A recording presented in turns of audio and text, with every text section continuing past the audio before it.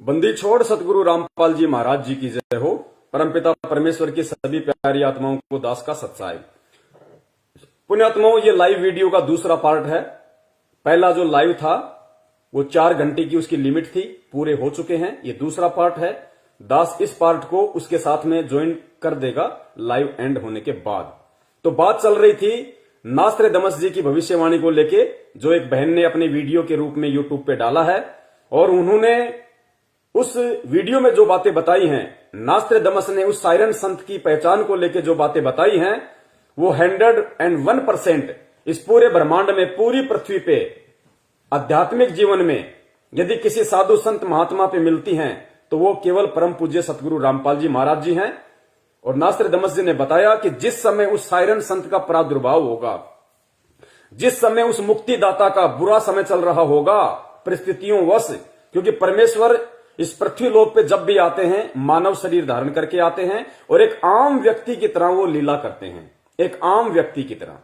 तो उस लीला अनुसार जब उनका प्रादुर्भाव चल रहा होगा, बुरा समय चल रहा होगा, उस समय नास्त्रेदमस ने कहा कि उसकी पहचान का एक ही तरीका है कि जब उसका प्रादुर्भाव चल रहा होगा उस समय देश में परिस्थितियां बिगड़ेंगी, राजतंत्र जनतंत्र पे हावी हो जाएगा, यानी राजाशाही लोग जनता के ऊपर हावी हो जाएंगे, मनमानियां करेंगे, जबरदस्ती नियम पारित करेंगे, जबरदस्ती सारे काम करेंगे। उस समय वो साइरन संत, वो मुक्तिदाता किसी एक गुप्त स्थान पे रहेगा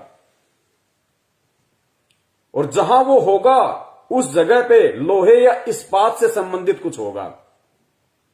तो आज परिस्थितियां आप सबके सामने हैं, किस प्रकार से राजतंत्र जनतंत्र पे हावी है, जनता की जायज मांगों को माना नहीं जा रहा, किस प्रकार से डीजल के भाव, पेट्रोल के भाव, गैस के भाव, सब्सिडियां हटा दी गई है, महंगाई अपनी चरम सीमा पे है, किसानों पे जबरदस्ती काले कानून थोपे जा रहे हैं चंद पूंजीपतियों के लिए। खैर, मैं ज्यादा पॉलिटिकल नहीं होना चाहता, लेकिन थोड़ा सा समझाने के लिए मेरा बोलना यहां पे जरूरी है।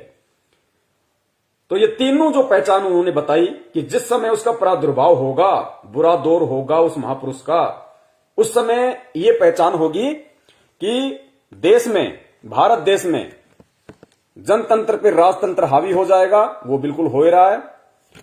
और उस समय वो साइरन संत, वो मुक्तिदाता, वो जगत का तारणहार किसी एक स्थान पे साइलेंट रहेगा, गुप्त रहेगा, चुपचाप बैठा रहेगा। तो ये भी बिल्कुल परम पूज्य गुरुदेव पे ही खरी उतरती है। जो 2014 में हरियाणा में बीजेपी सरकार आई, 20 दिन बाद बरवाला कांड हो गया, इस सरकार का दुर्भाग्य। और उसके बाद गुरुदेव आज 6 साल हो गई बिल्कुल साइलेंट, एक गुप्त स्थान पे बैठे हुए हैं। और फिर कहा कि जहां वो बैठे होंगे वहां पे लोहे से संबंधित कुछ होगा। तो नास्त्रेदमस जी को उस समय अपने दिव्य दृष्टि से, अपनी दूरदृष्टि से जो परमेश्वर ने उनको दी, या उनकी जो भक्ति का प्रभाव था, उस आधार से उनको साइरन संत के चारों तरफ कुछ लोहे जैसा दिखाई दे रहा था। क्योंकि वो वर्तमान में गुरुदेव जिस स्थिति में जेल में बैठे हुए हैं, उनको आज का समय दिखाई दे रहा था उस समय। तो ये जो लोहा और इस्पात है, ये हिसार, कोई भी जेल हो, किसी भी जेल की जो मोटी मोटी जो लोहे की जो गेट हैं, जालियां हैं, या पूरी बाउंड्री के ऊपर जो लोहे की जो वो होती है, वो उसको दिखाई दे रही थी। ये इसका रियल फैक्ट है। सुनिए आप इसको पूरा दोबारा से, ताकि आपको अच्छे से समझ में आ जाए कि हां, वास्तव में दुनिया का मुक्तिदाता तारणहार कौन है, वो जगत गुरु कौन है, जिसके विषय को लेके लोगों ने वीडियो बना रखे हैं, भविष्य वक्ताओं ने भविष्यवाणियां कर रखी हैं, वो कौन है। और हमें विश्वास हो, हमें दृढ़ता आए कि हमारे परम पूज्य गुरुदेव संत रामपाल जी महाराज साक्षात पूर्ण परमात्मा हैं, परम ब्रह्म परमेश्वर हैं। और ये हमारा सौभाग्य है कि हम उनकी शरण में हैं। और उससे भी बड़ा सौभाग्य ये है कि परमेश्वर ने अपने विषय में लोगों को बताने की जो सेवा दी है, ये इतनी बड़ी सेवा है पुण्यात्माओं, इसके विषय में बखान नहीं किया जा सकता। आज हम नादान हैं, आज हमारे को लाल की कीमत का नहीं पता। गुरुदेव कहते हैं जिस आदमी ने कभी चेक देखा नहीं, उसको क्या पता कि चेक में 20 करोड़ लिख दो तो मिलते हैं। तो पुण्यात्माओं, आज आप और हमें खुद भी नहीं पता कि परमेश्वर ने हमें कितनी बड़ी जिम्मेदारी सौंपी है। लेकिन कोशिश करो जितनी तन्मयता से, लगन से निभा सको उतनी। बहुत बड़ी सेवा दी है परमपिता परमेश्वर ने। दोस्तों, फोटोज थॉट डिकोडेड में आपका स्वागत है।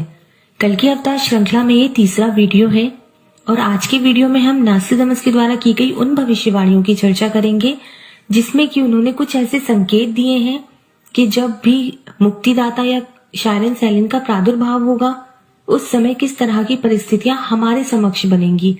ये सारी परिस्थितियां हमें दिखेंगी, हमें समझ में आएंगी, तो हम जान पाएंगे कि हाँ अब प्रादुर्भाव हुआ है या कौन है मुक्तिदाता। सेकेंड प्रोफेसी मैंने ली है सेंचुरी फर्स्ट का quatrain 84। The moon hidden in deep shadows, her brother passes with rusty colour or her brother becomes bright red in color. The great one hidden for a long time under the eclipses, iron will cool in the bloody wound. यहाँ पर जो बात की गई है, यहाँ पर चंद्र ग्रहण और सूर्य ग्रहण की बात की जा रही है और ऐसे चंद्र ग्रहण और सूर्य ग्रहण जो कि लगातार हो रहे हैं। अगर नास्ट्राडामस की भविष्यवाणी को समझना है तो एक बात समझना बहुत जरूरी है कि जब भी वो चांद और सूरज की बात करते थे तो उसे जनतंत्र और राजतंत्र मतलब रिपब्लिक और मोनार्की के संदर्भ में ही रखते थे। और जब भी वो चांद और सूरज की बात करते थे तो वो वहां पर पॉलिटिकल व्यू होता था उनका, वो हर चीज हिडन रखते थे, एक रहस्यमय तरीके से अपनी प्रोफेसी लिखते थे। तो यहाँ पर इन्होंने ये सीधा सीधा इसका यही अर्थ निकलता है कि जनतंत्र के ऊपर राजतंत्र हावी हो जाएगा बहुत खतरनाक तरीके से। तब जो है मुक्तिदाता जो है वो छिपे रहेंगे, कहीं एक जगह पर गुप्त स्थान पर रहेंगे वो, जहां से कि वो पूरे ग्रहण के टाइम, ग्रहण यहाँ पर यही है, राजतंत्र के ऊपर जनतंत्र के ऊपर राजतंत्र हावी हो गया है, यही ग्रहण है नास्ट्राडामस का। इस दौरान मुक्तिदाता कहीं पर गुप्त रूप से रहेंगे, पूरी अपनी दृष्टि उस घटना पर, इस पूरे सिनेरियो पर बनाए रखेंगे और एक सही समय आने पर वो हमारे समक्ष प्रकट होंगे या उनका प्रादुर्भाव हमारे समक्ष होगा। इसमें यह भी जिक्र है कि वो कहाँ पर छिपेंगे। वो ऐसी जगह पर जहाँ पर इस्पात या लोहे से संबंधित कारखाने होते हैं वहां पर छिपेंगे, जहाँ पर लोहे को पिघलाकर कुछ बनाया जाता है ऐसी जगह पर वो छिपेंगे। तो इस्पात से संबंधित कारखानों वाली जगहों पर कहीं पर वो गुप्त रूप से रहेंगे, इसमें यही जिक्र मिलता है। हेलो नमस्कार दोस्तों, स्वागत है। तो पुण्यात्माओं, विश्वास हो जाना चाहिए कि परमात्मा धरती पे है और परम सौभाग्य ये है कि आप और हमारे सतगुरु के रूप में है। ना इस बहन को पता कि वो कौन है, ना नास्ट्राडामस जी को पता था कि कौन था। उन्होंने जैसा देखा, परमात्मा ने जितनी उनको दूरदृष्टि दी, आज इस समय के लिए देश दुनिया को जगाने के लिए, आप और हम भगत भाई बहनों में दृढ़ता पैदा करने के लिए उन्होंने भविष्यवाणी लिख दी। वो चले गए। इस वीडियो बनाने वाली बहन ने उस भविष्यवाणी का जिक्र कर दिया, लेकिन पहचानेगा कौन? पहचानेगा वो जो कल्कि के संपर्क में होगा, जो उस तारणहार, उस मुक्तिदाता के संपर्क में होगा। तो आप और हमें पता है कि देश की परिस्थितियां क्या हैं। पूरी तरह से जनतंत्र पे राजतंत्र हावी है। ऐसे समय में उस सायरन का जो प्रादुर्भाव होगा, वो सायरन एक गुप्त स्थान पे छिपा होगा। तो परमेश्वर पिछले 6 वर्षों से एक गुप्त स्थान हिसार जेल में है और जहां पे वो गुप्त स्थान होगा, नास्ट्राडामस जी ने पहचान बताई कि लोहे से संबंधित वहां पे कुछ काम होंगे, क्योंकि उस समय उनको वो लोहा ही दिखाई दे रहा था। क्योंकि जेल की पूरी बाउंड्री के ऊपर लोहा होता है, पूरी बाउंड्री होती है, सुरक्षा घेरा होता है और जेल की जो दीवारें होती हैं वो भी लोहे की होती हैं, इस्पात की होती हैं। तो ये विश्वास हो जाना चाहिए कि धरती पे भगवान है। दुनिया माने या ना माने, दुनिया जाए भाड़ में, हमें अपने आत्म कल्याण से मतलब है। आज हम जो दुनिया को जगाने के लिए मैसेज दे रहे हैं, we all are the messenger of God, हम सभी उस परमात्मा के संदेशवाहक हैं। हमें इसका पुण्य मिल रहा है, हमें इसका जो है परमात्मा प्रतिफल देगा। हालांकि हमें सेवा निष्काम भाव से करनी है, हमें किसी भी सेवा का कोई प्रतिफल ना अपने मन में इच्छा रखनी है, लेकिन ये विधान है परमात्मा का। हमें इन सेवाओं का परमात्मा वो प्रतिफल देगा जिसकी हम कल्पना भी नहीं कर सकते, क्योंकि हम अकेले नाम जाप से पार नहीं हो सकते। परमात्मा पता नहीं कितने जोड़ जुगाड़ लगाएगा, कैसे कैसे तरीके से हमारे पुण्य बनाएगा, भाव बनाएगा, मन में श्रद्धा उत्पन्न करेगा, लगन बढ़ाएगा, प्रेम उत्पन्न करेगा, तब जाके हम यहां से पार हो पाएंगे। और अब आगे जो एक भविष्यवाणी है, यूट्यूब चैनल वाले भाइयों ने डाल रखी है भविष्यवाणियां, तो पुण्यात्माओं अब तो बिल्कुल ही क्लियर कर दिया।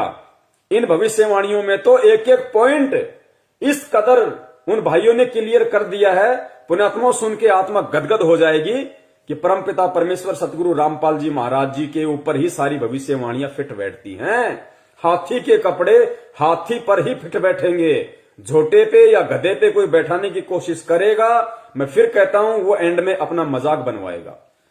तो अगली भविष्यवाणियां ध्यान से सुनिए परमपिता परमेश्वर सतगुरु रामपाल जी महाराज जी के लिए, क्योंकि एकमात्र बिंदु वही है सभी भविष्य वक्ताओं की, और कोई नहीं है।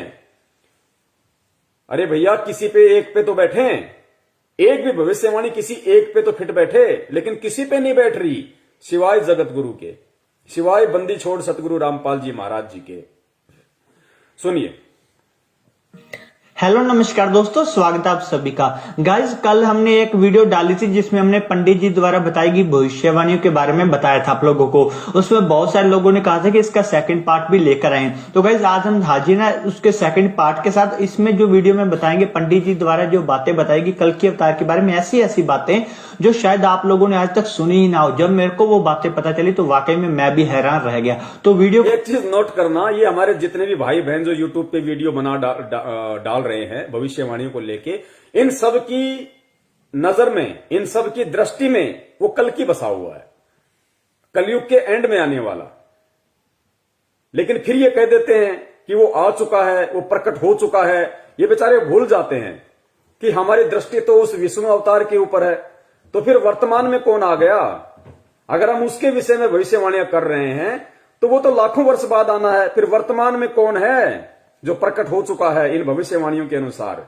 तो इन सब बातों को आप और हमने समझना है कि ये सारी जो भविष्यवाणियां हैं, जो रियल कल की अवतार है परमपिता परमेश्वर सतगुरु रामपाल जी महाराज जी, उनको लेके हैं, उनके विषय में है। तो देखना, इनकी प्रत्येक भविष्यवाणी का एक एक शब्द, पुण्यात्माओं, एक शब्द भी इधर उधर क्या हो जाए, क्योंकि भगवान जब अपना काम करता है तो 101% पूरा करता है। भविष्य वक्ता भी उतनी ही भविष्यवाणी करेगा जितनी परमपिता परमेश्वर सतगुरु रामपाल जी महाराज जी उसका वॉल्यूम ऑन ऑफ करेंगे, उससे ज्यादा नहीं कर सकता। नास्त्रदमस ने उतना ही बोला जितना परमपिता परमेश्वर कबीर साहिब जी ने उनका वॉल्यूम ऑन ऑफ किया कि बेटा इतना ही बोलना है, क्योंकि मैं सेकंड कमिंग के रूप में कलयुग के दूसरे चरण में जब 8 सितंबर 1951 को धरती पे जाऊंगा दोबारा से, तो मैं वही लीला करूंगा जो लीलाएं आज मैं तेरे से बुलवा रहा हूं। तो परमेश्वर ने उनसे उतना ही बुलवाया जितना आज परमेश्वर को करना था। सुनते जाइए। इसमें जो वीडियो में बताएंगे पंडित जी द्वारा जो बातें बताएगी कल के अवतार के बारे में, ऐसी ऐसी बातें जो शायद आप लोगों ने आज तक सुनी ही ना हो। जब मेरे को वो बातें पता चली तो वाकई में मैं भी हैरान रह गया। तो वीडियो को पूरा एंड तक देखना ताकि आप लोगों को सारी बातें अच्छे से समझ में आ जाए। मेरे मित्र ने पंडित जी से लगभग हर तरह के सवाल पूछा, जो आप लोगों के मन में भी आता है, मेरे मन में भी आता है। जिस प्रकार से कि जिस विनाश की बातें कर रही, यानी महायुद्ध की बातें कर रही, यानी वो आखिर होगा कब, उसकी एग्जैक्ट डेट क्या है, और जो कल की अवतार कह रहे हैं आएंगे, सतयुग लाएंगे, वो सब होगा कब, किस डेट को वो सब होगा, और अगर कल की अवतार हो चुका है तो वो कहां है, हमें दिखता कब है, वो कब आएगा हमारे सामने। ये सभी बातों के जवाब आपको आज की इस वीडियो में मिल जाएंगे। हो सकता है वीडियो थोड़ी सी लंबी हो जाए, परंतु आप अच्छे से धैर्य से पूरी वीडियो को सुन लेना। तो सबसे पहले मेरे मित्र ने उनसे पूछा कि क्या कल की अवतार का जन्म हो चुका है, धरती पर वो आ चुके हैं या नहीं आए। तो इस पर पंडित जी ने कहा कि कल की अवतार का जन्म तो 2000 सन से भी बहुत पहले हो चुका है, और उनको इस धरती पर अपना कार्य करते हुए भी बहुत साल हो चुके हैं। इस भाई ने, एक महान पंडित जी हैं, उनसे बातचीत की भविष्यवाणियों को लेके, क्योंकि परमात्मा थोड़ी बहुत दिव्य दृष्टि बुद्धि ऐसी आत्माओं को दे देते हैं जिनकी पिछले जन्म की भक्ति अच्छी होती है। तो पंडित जी से जब इन्होंने सवाल किए तो पंडित जी ने इन्होंने कहा कि वो कौन है भाई, कहां है, कब आएगा, जिसके विषय में पूरी दुनिया चिल्ला रही है, हमें मालूम कैसे पड़ेगा वो कौन है कल की अवतार। तो पंडित जी ने कहा कि कल की अवतार का जन्म तो सन 2000 से भी बहुत समय पहले हो चुका है। अब पुण्यात्माओं, एक चीज ध्यान रखना, क्योंकि जैसे गुरुदेव ने बताया ना कि इन नकली पंडितों ने इन नकली गुरुओं ने, संतों ने, इनको तत्व ज्ञान ना होने के कारण इन्होंने भगवान को, जैसे कि भाई श्री विष्णु जी रामचंद्र जी के रूप में आए तो मां के गर्भ से आए, उन्होंने जन्म लिया। फिर द्वापर में आए तो उन्होंने देवकी जी के गर्भ से जन्म लिया। तो इन्होंने भगवान को जन्म लिया हुआ माना। ये कभी सोच भी नहीं सकते थे कि भगवान कोई और है, वो प्रकट होता है। तो इन भविष्यवाणियों के अनुसार इन लोगों की धारणा भी यही है कि वर्तमान में जो कल की आएगा, जो वो तारणहार आएगा, वो भी किसी मां के पेट से जन्म लेके आएगा। अब गलती इनकी नहीं है बेचारों की, क्योंकि इनको इनको सदियों से धर्मशास्त्रों का पाठ ही ऐसा पढ़ाया गया है। तो उस अनुसार ये बोल रहा है कि कल्कि महाराज जी जो हैं वो तो सन 2000 से भी बहुत पहले जन्म ले चुके हैं, लेकिन रियल स्थिति का आप और हमें पता है कि वो जन्म लेके आए हैं सन 2000 से बहुत समय पहले 8 सितंबर 1951 के दिन, या फिर वो प्रकट होके आए हैं। क्योंकि बहुत सारे जो भविष्य वक्ता हैं वो जन्म की बात नहीं करते, वो प्रकट होने की बात करते हैं, जैसा कि आपने पहले भी आपने जो भविष्य वक्ता आपको बताए उन्होंने जिक्र किया। तो पंडित जी ने कहा कि जो कल्कि अवतार है वो तो सन 2000 से भी बहुत समय पहले ही जन्म ले चुका है। तो पुण्यात्माओं, अगर ये भविष्यवाणियां अगर उस कल्कि अवतार के विषय में होती तो वो तो कलयुग के एंड में आएगा जन्म लेके लाखों वर्ष बाद। तो वर्तमान में जो पंडित जी कह रहे हैं कि वो तो आ चुके हैं भाई, सन 2000 से बहुत समय पहले जन्म ले चुके हैं, तो वो कौन है? वो रियल कल्कि वर्तमान का कौन है जो सन 2000 से बहुत समय पहले आ चुके हैं? वे है परम पूज्य सतगुरु रामपाल जी महाराज जी। और इस वीडियो को समझने के लिए जो भाई नहीं जुड़ रहे हैं उनसे विनती करूंगा, इसका पहला पार्ट आप जी जरूर देखना, फेसबुक पे जाना और टाइप करना शंका समाधान पवन दास के साथ। इसका प्रथम पार्ट आ जाएगा और इसके प्रथम पार्ट में मैं दूसरा पार्ट भी ऐड कर दूंगा ताकि आपको आसानी रहेगी। तो पहली भविष्यवाणी कि सन 2000 से बहुत समय पहले ही वो आ चुके हैं। आगे चलिए। करते हुए बहुत साल हो चुके हैं।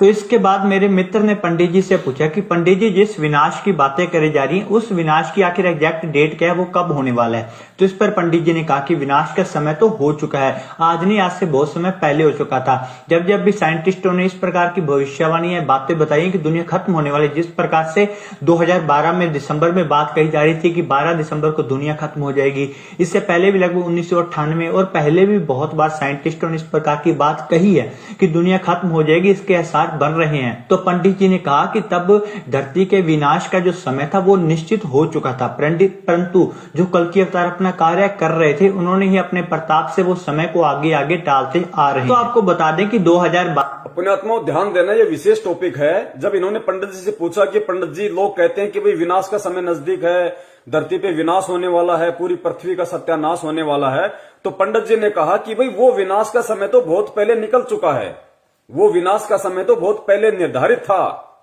और आप और हम सब ने भी अच्छे से सुना है, 1998 में कहा गया था कि भाई पूरी धरती ही उल्ट पुथल हो जाएगी, ऊपर से कोई आग का गोला आएगा, पूरी धरती नष्ट हो जाएगी। वो रियल था, वो फैक्ट था। लेकिन उससे पहले ही परमात्मा 8 सितंबर 1951 के दिन धरती पे प्रकट हो चुके थे। और परमेश्वर कहते हैं कि आग लगी है अंबर में, झड़झड़ पड़े अंगार, और जब संत ना होते पृथ्वी पे तो जल मरता संसार। तो परमपिता परमेश्वर सतगुरु रामपाल जी महाराज जी के पावन चरण 8 सितंबर 1951 से धरती पे टिके हुए हैं। विनाश के समय को परमेश्वर ने टाला है आप और हम आत्माओं के लिए, भक्ति करवाने के लिए, ताकि मेरे बच्चे जाग जाएं, मुझे पहचान जाएं, वो जान लें और मेरी शरण में आ जाएं। क्योंकि नास्त्रदमस ने कहा था कि वही एकमात्र शक्ति होगी पूरी दुनिया में, वो सायरन जो प्राकृतिक परिवर्तन भी कर सकता है। यानी भूकंप आना होगा उसको रोक भी सकता है, नहीं आना होगा तो भूकंप ला भी सकता है। तो इसी प्रकार सन 1998 में खूब भविष्यवाणियां हो रही थी कि धरती का विनाश होगा, ऊपर से कोई गोला पड़ेगा, यानी कोई ग्रह टूट के पड़ेगा या कोई जो भी है।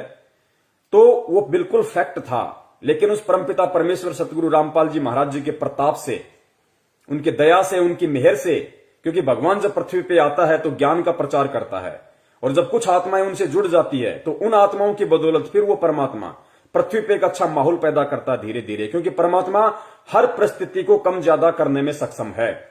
अब ये जो भविष्यवाणियां हो चुकी हैं कि भाई पृथ्वी का विनाश तो बहुत पहले ही निश्चित था, लेकिन उस सायरन संत के प्रभाव से वो समय टल चुका है। तो 1998 में और उसके बाद में भविष्यवाणी हुई थी सन 2012 में, अगर आपको ध्यान हो तो, सन 2012 के लिए कि भाई पाकिस्तान से आग का गोला पड़ेगा, ऐसा कोई परमाणु बम छोड़ा जाएगा, पूरी धरती का विनाश हो जाएगा, या भारत का बिल्कुल समूल नाश हो जाएगा। सन 2012 में भी बहुत भयंकर ये वीडियो जो है ये प्रचारित हुए थे। तो विनाश का दौर कब? सन 1998 में, और विनाश का दौर फिर कब होना था, सत्यानाश इस देश का कब होना था, 2012 में। तो ये ध्यान रखना, ये परमपिता परमेश्वर ने जो प्राकृतिक जो घटनाएं हैं, प्राकृतिक घटनाएं, उनको कम ज्यादा करने में सक्षम है, क्योंकि वो सर्वशक्तिमान है, वो समर्थ है। कहते हैं साहिब से सब होता है, बंदे से कुछ नहीं। वो राई से पर्वत कर दे, फिर पर्वत से राई, वो कुछ भी कर सकता है परमात्मा। 1 सेकंड में पूरी पृथ्वी को उथल पुथल कर सकता है, 1 सेकंड में फिर वैसा का वैसा बना सकता है, किसी को मालूम भी नहीं पड़ेगा, सौपन भी नहीं महसूस होगा। अब ये दोनों जो घटनाएं हैं जो इस भाई ने बताई हैं पंडित जी के अनुसार, इन घटनाओं का आगे चल के क्या रिएक्शन होगा, पुण्यात्माओं देखना, आपकी आंखों से आंसू आएंगे कि परमपिता परमेश्वर इतना बलिदान आप और हम जैसे नीचों के लिए, 2 कौड़ी के जीवों के लिए भक्ति करवाने के लिए परमात्मा कितने कष्ट सहन कर रहा है। तो इन्होंने कहा कि जो विनाश था वो होना निश्चित था, जैसा कि 1998 में बोला जा रहा था, उसके बाद 2012 में, लेकिन उस संत ने अपनी पावर से उस विनाश को टाल दिया आगे से आगे, कि काश मेरे बच्चे समझ जाएं। ध्यान से सुनियो। तो इसके बाद मेरे मित्र ने पंडित जी से पूछा कि पंडित जी, जिस विनाश की बातें करी जा रही हैं, उस विनाश की आखिर एग्जैक्ट डेट क्या है, वो कब होने वाला है। तो इस पर पंडित जी ने कहा कि विनाश का समय तो हो चुका है, आज नहीं, आज से बहुत समय पहले हो चुका था। जब जब भी साइंटिस्टों ने इस प्रकार की भविष्यवाणी बातें बताई कि दुनिया खत्म होने वाली, जिस प्रकार से 2012 में दिसंबर में बात कही जा रही थी कि 12 दिसंबर को दुनिया खत्म हो जाएगी, इससे पहले भी लगभग 1998 और पहले भी बहुत बार साइंटिस्ट 2012 और 1998 का जिक्र मैं नहीं कर रहा, ये भाई खुद कर रहा है भविष्यवाणी के अकॉर्डिंग। आगे चल के परमात्मा साबित करवाएंगे कि उस सायरन संत से 2012 और 2098 में जो विनाश होना था उसका क्या संबंध है। तो इस पर पंडित जी ने कहा कि विनाश का समय तो हो चुका है, आज नहीं, आज से बहुत समय पहले हो चुका था। जब जब भी साइंटिस्टों ने इस प्रकार की भविष्यवाणी बातें बताई कि दुनिया खत्म होने वाली, जिस प्रकार से 2012 में दिसंबर में बात कही जा रही थी कि 12 दिसंबर को दुनिया खत्म हो जाएगी, इससे पहले भी लगभग 1998 और पहले भी बहुत बार साइंटिस्टों ने इस प्रकार की बात कही है कि दुनिया खत्म हो जाएगी, इसके आसार बन रहे हैं। तो पंडित जी ने कहा कि तब धरती के विनाश का जो समय था वो निश्चित हो चुका था, परंतु जो कल की अवतार अपना कार्य कर रहे थे, उन्होंने ही अपने प्रताप से वो समय को आगे आगे टालते आ रहे हैं। तो आपको बता दें कि 2012 में सिर्फ साइंटिस्टों ने नहीं, परंतु बहुत सारे भविष्यवक्ता, जिस प्रकार के इंग्लैंड के एंडरसन और माया कैलेंडर द्वारा भी इस बात के संदेश मिल रहे थे कि 2012 में दुनिया का विनाश हो जाएगा। और पंडित जी ने कहा कि तब विनाश तय था, परंतु कल की अवतार जो पृथ्वी पर मौजूद थे, उनके कारण ही ये विनाश आगे टलता आ रहा है, और अगर वो इस पृथ्वी पर ना होते तो ये संसार कब का जल मरता। जब अगर वो संत इस पृथ्वी पे ना होता, वो कल की अवतार, तो ये संसार कब का जल मरता। माया कैलेंडर से लेके और इजराइल के कीरो ने भी भविष्यवाणियां कर दी थी सन 2012 के लिए और 1998 के लिए, जो पृथ्वी का विनाश तय था। लेकिन उस संत के प्रभाव से, जो पृथ्वी पर पहले से मौजूद है, उसके प्रताप से वो इन परिस्थितियों को आगे से आगे टालते गए, आप और हमारे लिए, भक्ति करने वाली आत्माओं के लिए, ताकि मेरे बच्चों को मैं एक अच्छा माहौल दे सकूं, भक्तिमय वातावरण दे सकूं, किसी प्रकार की दिक्कत आपत्ति मेरी आत्माओं को, मेरे बच्चों को ना हो। पुण्यात्माओं, आप और हमारे लिए आगे देखना क्यों टाली परमात्मा ने, और टालने के प्रतिफल में परमात्मा ने कितना बड़ा बलिदान दिया। कैलेंडर द्वारा भी इस बात के संदेश मिल रहे थे कि 2012 में दुनिया का विनाश हो जाएगा, और पंडित जी ने कहा कि तब विनाश तय था, परंतु कल की अवतार जो पृथ्वी पर मौजूद थे, उनके कारण ही ये विनाश आगे टलता आ रहा है, और अगर वो इस पृथ्वी पर ना होते तो ये संसार कब का जल मरता। जब आगे सुनिए। पंडित जी से पूछा गया कि आखिर ये विनाश की तय तारीख क्या है, किस तारीख को ये सब होने वाला है। तो इस पर पंडित जी ने कहा कि ये सब उस अवतार के हाथ में है, क्योंकि जो पहले से विधि विधान द्वारा लिखी गई तारीखें थी विनाश की, महाप्रलय की, वो तो उस अवतार द्वारा आगे टाल दी गई हैं। अब वो किस समय को चुनता है युग परिवर्तन के लिए, ये तो वो जो पहले से विनाश का समय तय था, वो तो उस कल्कि ने, उस सायरन संत ने अपने प्रताप से, अपने पावर से आगे टाल दी। लेकिन विनाश फिर भी होना है। अब वो आगे विनाश कब होगा, उसके दोस्त ने पूछा कि पंडित जी फिर वो विनाश होगा कब, जिस विनाश की तारीखों को वो जो अवतार है वो टालता आ रहा है। तो पंडित जी ने कहा कि विनाश तो होना तय है, लेकिन वो कब होगा इसका समय भी वो अवतार ही तय करेगा, वो अवतार ही तय करेगा। कि वो विनाश होना कब है।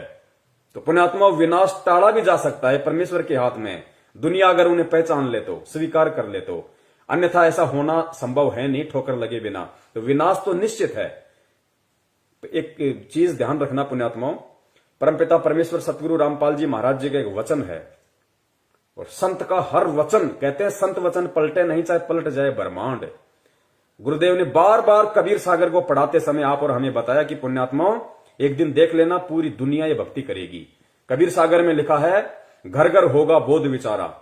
घर घर में बोध विचार होगा, परमात्मा के ज्ञान की चर्चा होगी एक समय में पूरी पृथ्वी पे। तो आज की परिस्थितियां अगर हम देखें, 7.5 अरब की जनसंख्या, लोगों को विश्वास नहीं होता कि कैसे लोग ऐसे सुखों में लोग कैसे भगवान को याद करेंगे।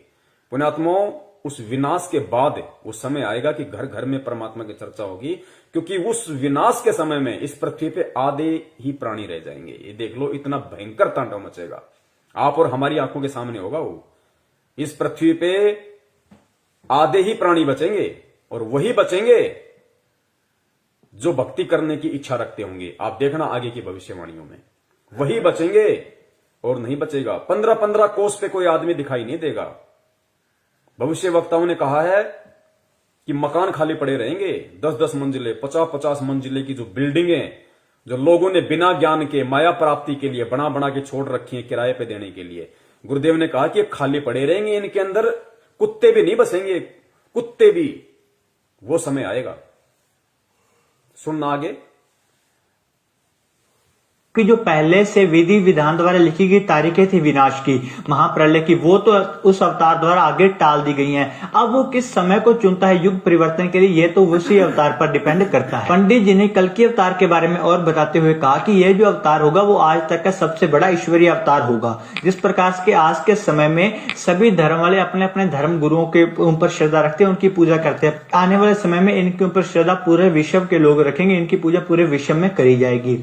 अगर अपनी बात करें इतिहास की, तो हमें इतिहास मालूम है सिर्फ राम जी कृष्ण जी तक, यानी कि द्वापर युग त्रेता युग तक। उससे पहले कितने लाखों करोड़ों युग बीत गए, तब कौन कौन से ईश्वरीय अवतार आए, उनके बारे में हमें कोई जानकारी नहीं है, और ना ही कोई भी आज उनकी पूजा करता है। परंतु ये जो अवतार होगा, जो सबसे बड़ा ईश्वरीय अवतार होने वाला है, कल की अवतार, इनकी पूजा, इनके ऊपर श्रद्धा आने वाले, जब तक ये पृथ्वी अस्तित्व में रहेगी तब तक लोग इनकी पूजा करते रहेंगे। इसके देखिए, ये संकेत है, ये भी हमने समझना पड़ेगा। पंडित जी ने कहा कि ये जो आने वाला जो अवतार है, जो ये, इसकी पूजा पूरा विश्व करेगा, ये विश्व का सबसे बड़ा अवतार होगा, और ये सभी धर्मों को एक धर्म में लाके जोड़ देगा, सभी धर्मों को एक धर्म में लाके जोड़ देगा। वो जो कल की अवतार है, जो लाखों वर्ष बाद आने वाला है, वो नहीं कर पाएगा, क्योंकि फिलहाल तो राजा हरिश्चंद्र जी आएंगे आगे, वो तो खाली एक आत्मा है, जबकि खुद विष्णु रूप में राम आए थे, श्री कृष्ण आए थे, वो सभी धर्मों को मिला के एक नहीं कर पाए। तो पुण्यात्माओं, वो पूरी दुनिया में उनकी पूजा नहीं हो पाई, लेकिन इस कल की अवतार के विषय में कहा जा रहा है कि पूरी दुनिया उनकी पूजा करेगी, वो सभी धर्मों को एक कर देगा, सभी धर्म के मानने वाले लोग उसी की पूजा करेंगे, केवल एक ही धर्म रहेगा। और परमपिता परमेश्वर सतगुरु रामपाल जी महाराज जी का पहला नारा है कि जीव हमारी जाति है, मानव धर्म हमारा, हिंदू मुस्लिम सिख ईसाई धर्म नहीं कोई न्यारा। पुण्यात्माओं, एक एक पॉइंट इस परम पिता परमेश्वर के ऊपर फिट बैठेगा, हाथी के कपड़े जोटे पे फिट नहीं बैठेंगे, ध्यान रखियो। आगे सुनिए दूसरी भविष्यवाणी में। मेरे मित्र ने पंडित जी से पूछा कि पंडित जी, अगर उस अवतार में इतनी ज्यादा शक्तियां हैं तो विनाश की क्या जरूरत है, वो तो अपने जादू शक्तियों से वैसे ही सभी को सुधार दे। तो इस पर पंडित जी ने कहा कि जो ईश्वर भी होते हैं वो भी अपने नियमों में बंधे होते हैं, ईश्वर भी कभी अपने प्रकृति के नियमों की उल्लंघना नहीं करते। पंडित जी ने आगे ये भाई कह रहा है कि मेरे दोस्त ने पंडित जी से पूछा कि पंडित जी, आप कह रहे कि वो इतनी बड़ी पावर है, इतना बड़ा अवतार है, तो उसको ये विनाश करने टालने की क्या जरूरत है? वो तो पूरी दुनिया को अपने शरण में ले सकता है, सबको चमत्कार दिखा सकता है, वो तो कुछ भी कर सकता है। तो पंडित जी ने कहा कि देखो, जो ईश्वर होता है वो भी अपनी मर्यादाओं में बंधा होता है। ईश्वर भी जब इस पृथ्वी पे आते हैं तो इस प्रकृति के किसी भी नियम को नहीं तोड़ते। तो पुण्यात्मा, ये सत्य है। परमपिता परमेश्वर कबीर साहिब जी का काल के साथ में वचन है। सत्संगों में गुरुदेव ने बताया ना कि बच्चों, मैं काल के साथ वचनबद्ध हूं। आदरणीय गरीबदास जी महाराज जी से परमेश्वर ने कहा कि भाई, अनंत कोटि बाजी जहां हम रचे सकल ब्रह्मांड, पर गरीब दास मैं क्या करूं यो काल करे जीव खंड। कि मैं यहां पे मजबूर हूं, समर्थ होते हुए भी मैं मजबूर हूं, क्योंकि मेरा खुद का वचन इस काल को दिया हुआ है कि भाई जोर जबरदस्ती नहीं करूंगा, मैं ज्ञान प्रचार करूंगा, ज्ञान दूंगा, सत्य बताऊंगा, सत्संग करूंगा। जो उस सत्संग को स्वीकार जो करेगा, जो बुराइयों को त्याग देगा, जो मेरे शरण में आके भक्ति करेगा, वो मेरा, बाकी आपका। तो पुण्यात्माओं, वो खुद ईश्वरीय अवतार स्वयं ही कबीर परमेश्वर जो आए हुए हैं संत रामपाल जी महाराज जी के रूप में, वो भी प्रकृति के नियमों को नहीं तोड़ते परमात्मा। तो ये सिद्ध होता है कि धरती पे परमात्मा मौजूद है। क्यों नहीं तोड़ते नियमों को? क्योंकि परमात्मा ने जब प्रथम सतयुग में अपने पुत्र जोगजीत के रूप में यहां आए और तपतशिला पे जब काल के साथ उनकी वार्ता हुई, तो परमात्मा ने उसी को वचन दिया था। काल ने कहा था कि परमात्मा आप नीचे जाओगे, अपना ज्ञान दोगे, लेकिन जबरदस्ती मत करना। जो आपका ज्ञान समझे वो आपका, जो ना समझे वो मेरा। इस प्रकार परमात्मा प्रकृति के नियमों में बंधे होते हैं। इसका मतलब ये है। मेरे मित्र ने पंडित जी से पूछा कि पंडित जी, अगर उस अवतार में इतनी ज्यादा शक्तियां हैं तो विनाश की क्या जरूरत है? वो तो अपने जादू शक्तियों से वैसे ही सभी को सुधार दे। तो इस पर पंडित जी ने कहा कि जो ईश्वर भी होते हैं वो भी अपने नियमों में बंधे होते हैं। ईश्वर भी कभी अपने प्रकृति के नियमों की उल्लंघना नहीं करते। आगे सुनिए पुण्यात्मा ध्यान से। पंडित जी ने बताया कि जो कल्कि अवतार ने आज से पहले विनाश को टाला है, या आने वाले समय में विनाश के बाद जो वो लोगों की रक्षा करेंगे, वो कल्कि अवतार, उसका बदला भी खुद अपने शरीर पर कष्ट सहकर चुकाना पड़ेगा। क्योंकि ईश्वर भी कभी प्रकृति और कर्मों के नियमों को नहीं तोड़ता, इसलिए वो सभी का बदला अपने शरीर पर समय कष्ट लेकर चुकाएंगे। पुण्यात्माओं, 101% रोक के खड़े होना चाहिए। दास तो बहुत बारी भविष्यवाणी सुन चुका है, क्योंकि दास वीडियो बना रहा है। तो यूट्यूब से दास ने वीडियो लिया, फिर इसको कई बार सुना, और दास ने जब अब भी इसको सुना है तो दास के रोंगटे खड़े हो गए। इस भविष्यवाणी में क्या कहा गया है, एक बार ध्यान से सुनिए।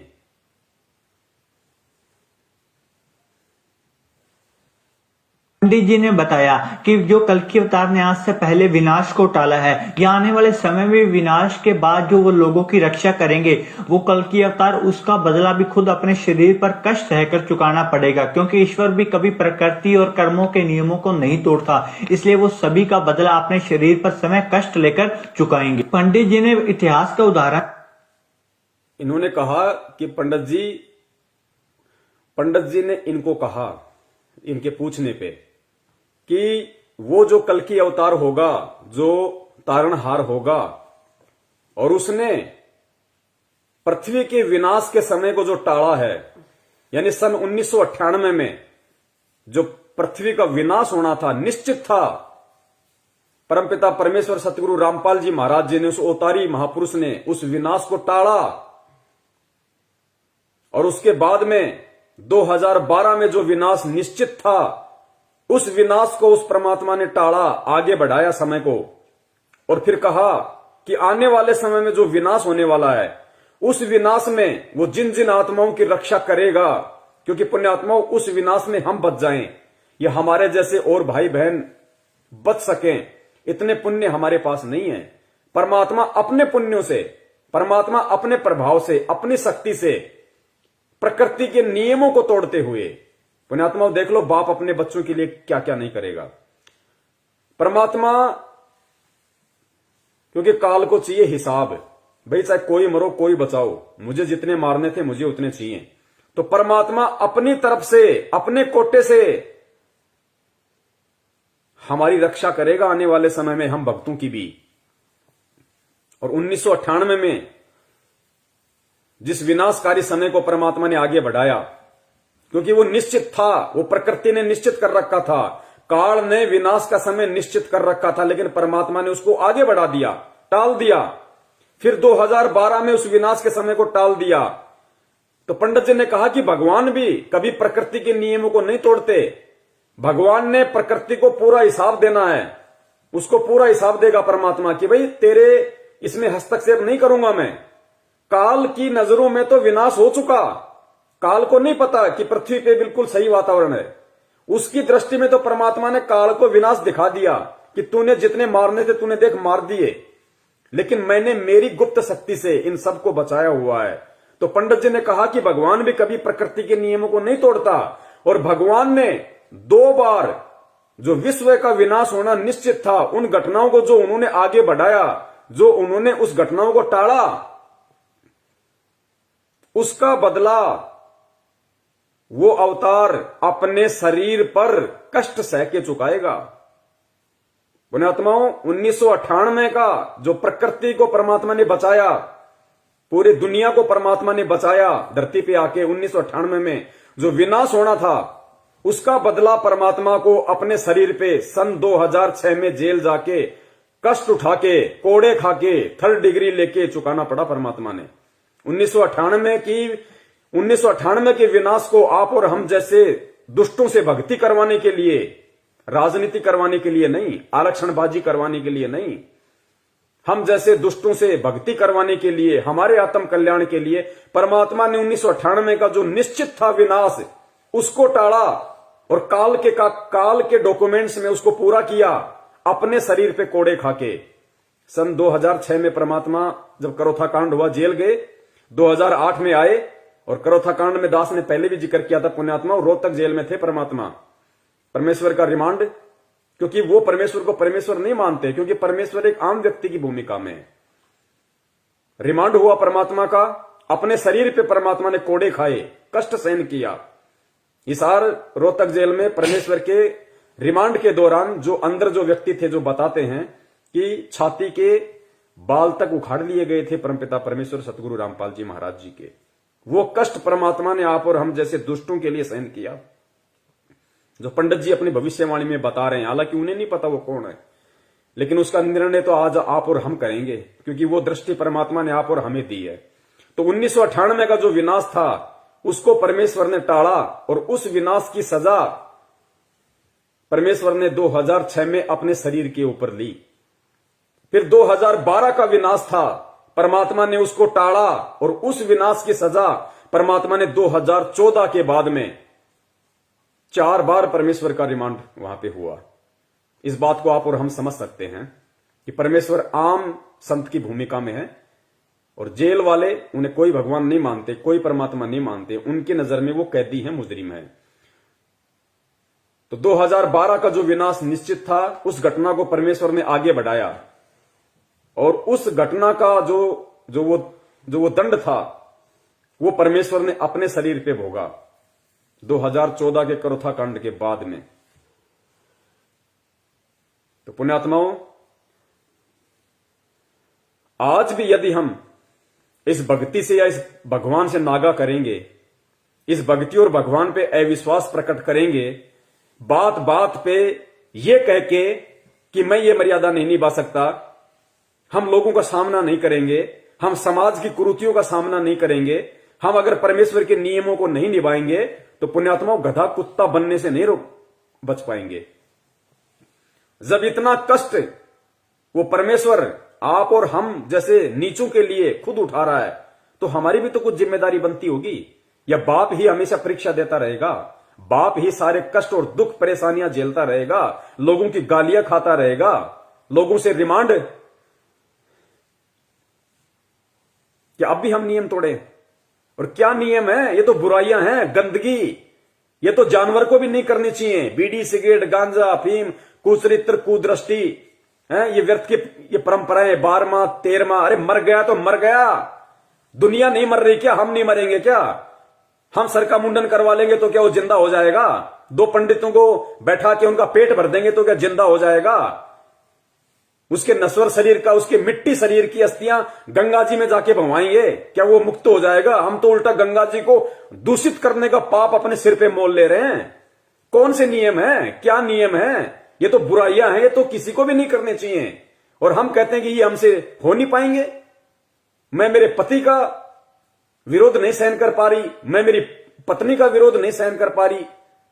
मेरी पत्नी कह रही है या तो बाबा रामपाल के पीछे रह ले या मेरे को छोड़ दे। अरे भाड़ में जाए ना पत्नी।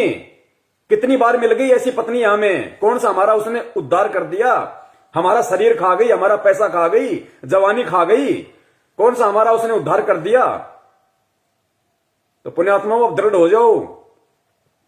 चाहे बाप हो, चाहे बेटा हो, चाहे बेटा बाप का विरोध करे, चाहे बाप बेटे का विरोध करे, चाहे पति पत्नी का विरोध करे, चाहे पत्नी पति का विरोध करे, चाहे समाज विरोध करे, चाहे कुछ भी विरोध करे, दृढ़ हो जाओ परमेश्वर पे दृढ़।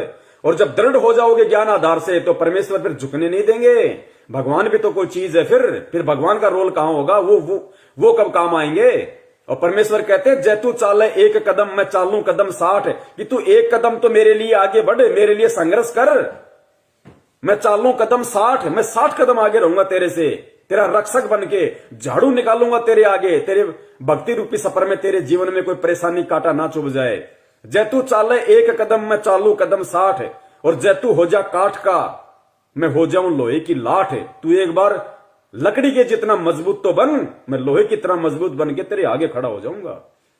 तो पुण्यात्मा, डरना छोड़ो, घबराना छोड़ो। बड़ी मुश्किल से भगवान ने आप और हमारे को पकड़ा, हम नहीं पकड़ सकते। बड़ी मुश्किल से परमेश्वर ने हमारा हाथ पकड़ा है। गलतियां करके हाथ मत छुटाओ, ये नादानी बहुत महंगी पड़ेगी। तो उस विनाश को जो रोकने की सजा पंडित जी की भविष्यवाणी के अनुसार वो संत, वो अवतार अपने शरीर पे कष्ट सह के चुकाएगा, क्योंकि वो प्रकृति के नियम नहीं तोड़ता। तो पुण्यात्माओं, 1998 का विनाश परमेश्वर ने रोका, और उसकी सजा परमेश्वर ने अपने शरीर पे 2006 में भोगी। 2012 का परमात्मा ने विनाश रोका, पूरी पृथ्वी को उस परमात्मा ने बचाया। जो आज उसका विरोध कर रहे हैं उनको भी बचाया, क्योंकि सब परमेश्वर की आत्माएं। उसकी सजा परमेश्वर ने 2014 के बरवाला कांड में उठाई। ये भविष्यवाणियां हैं। क्या किसी संत महंत पे खरी उतर रही हैं? क्या किसी शंकराचार्य पे भविष्यवाणियां खरी उतर रही हैं? किस पे उतर रही हैं? उसी पे उतरेंगी जो तारणहार होगा, जो उद्धार करता होगा, जो पूरी दुनिया पे राज करेगा। राज भी वही करेगा जो आज अपने शरीर पे कष्ट उठा के आप और हमें राज करवा रहा है। आने वाले समय में वो राज भी वही करेगा।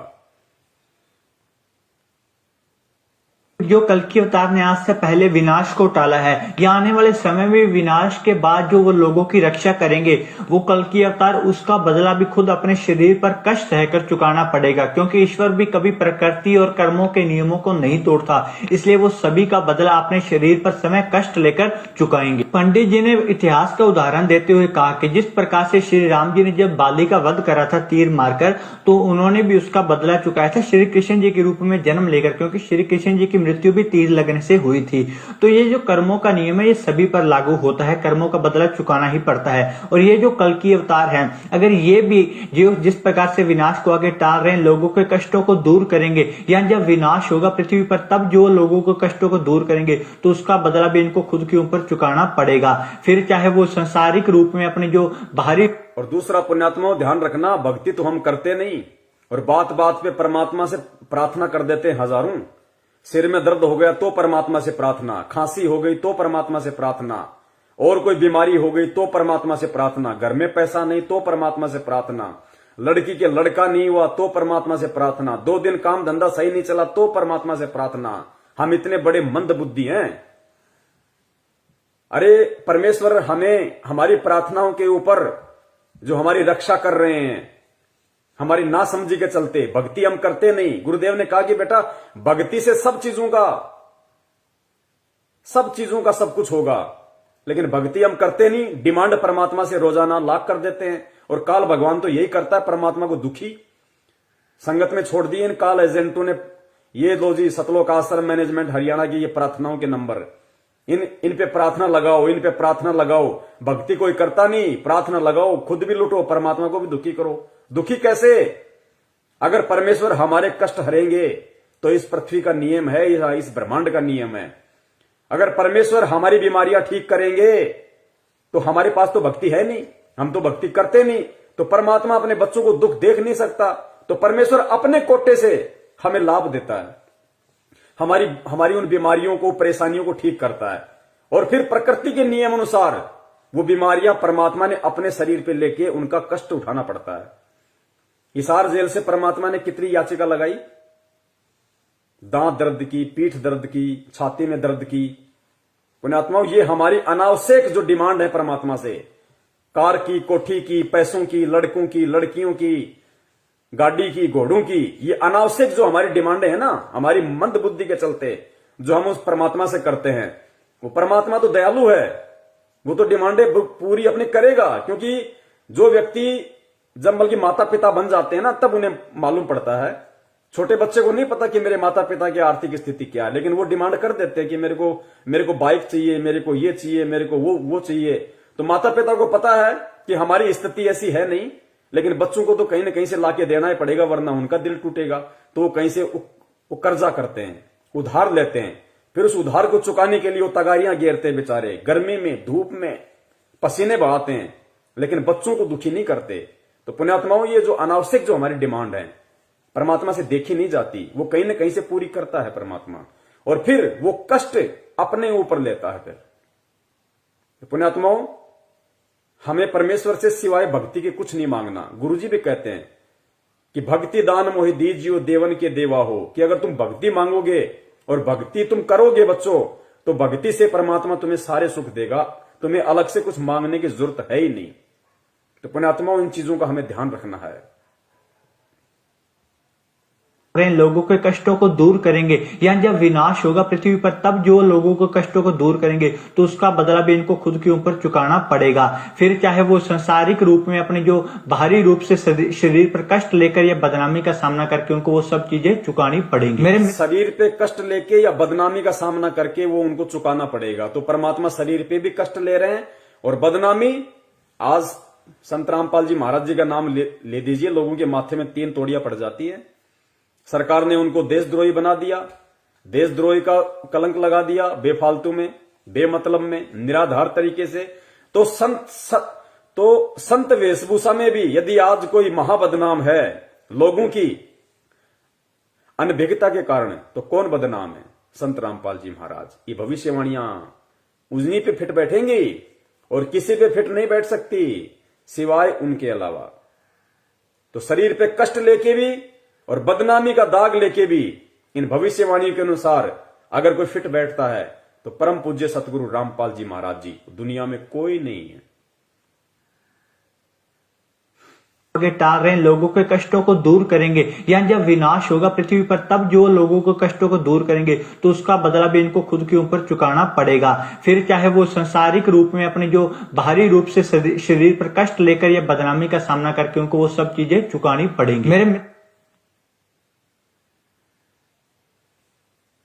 ने फिर पंडित जी से कहा कि पंडित जी, बहुत सारी भविष्यवाणियों में और जो कल की अवतार के बारे में बताते हैं, वो लोगों को कहना है कि कल की अवतार खुद भक्ति कर रहे हैं लोगों की रक्षा करने के लिए, पृथ्वी की रक्षा करने के लिए, परंतु आप तो कह रहे हैं कि वो खुद ईश्वर का सबसे बड़ा स्वरूप है, तो वो किसकी भक्ति कर रहे हैं? फिर ईश्वर ने नियम बनाया है कि जब मनुष्य ईश्वर की भक्ति करेगा उसके बाद ही उसे ईश्वर के दर्शन होंगे।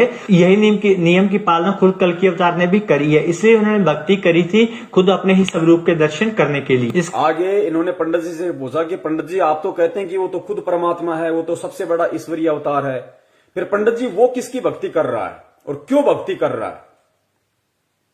तो पंडित जी ने कहा कि देखो, ईश्वर भी जब यहां पे आते हैं मानव शरीर धारण करके तो मर्यादाओं में रहते हैं, और वो कल की अवतार होगा, जो वो तारणहार होगा, वो अपने ही स्वरूप की भक्ति करेगा। पुण्यात्माओं, समझ में आ जाना चाहिए आप और हमारे को कि परमपिता परमेश्वर सतगुरु रामपाल जी महाराज जी भी वही भक्ति करते हैं, वही आरती और मंत्र करते हैं जो आप और हमारे को देते हैं। तो वो किसकी भक्ति कर रहे हैं? अपने ही स्वरूप की भक्ति कर रहे हैं। क्यों कर रहे हैं?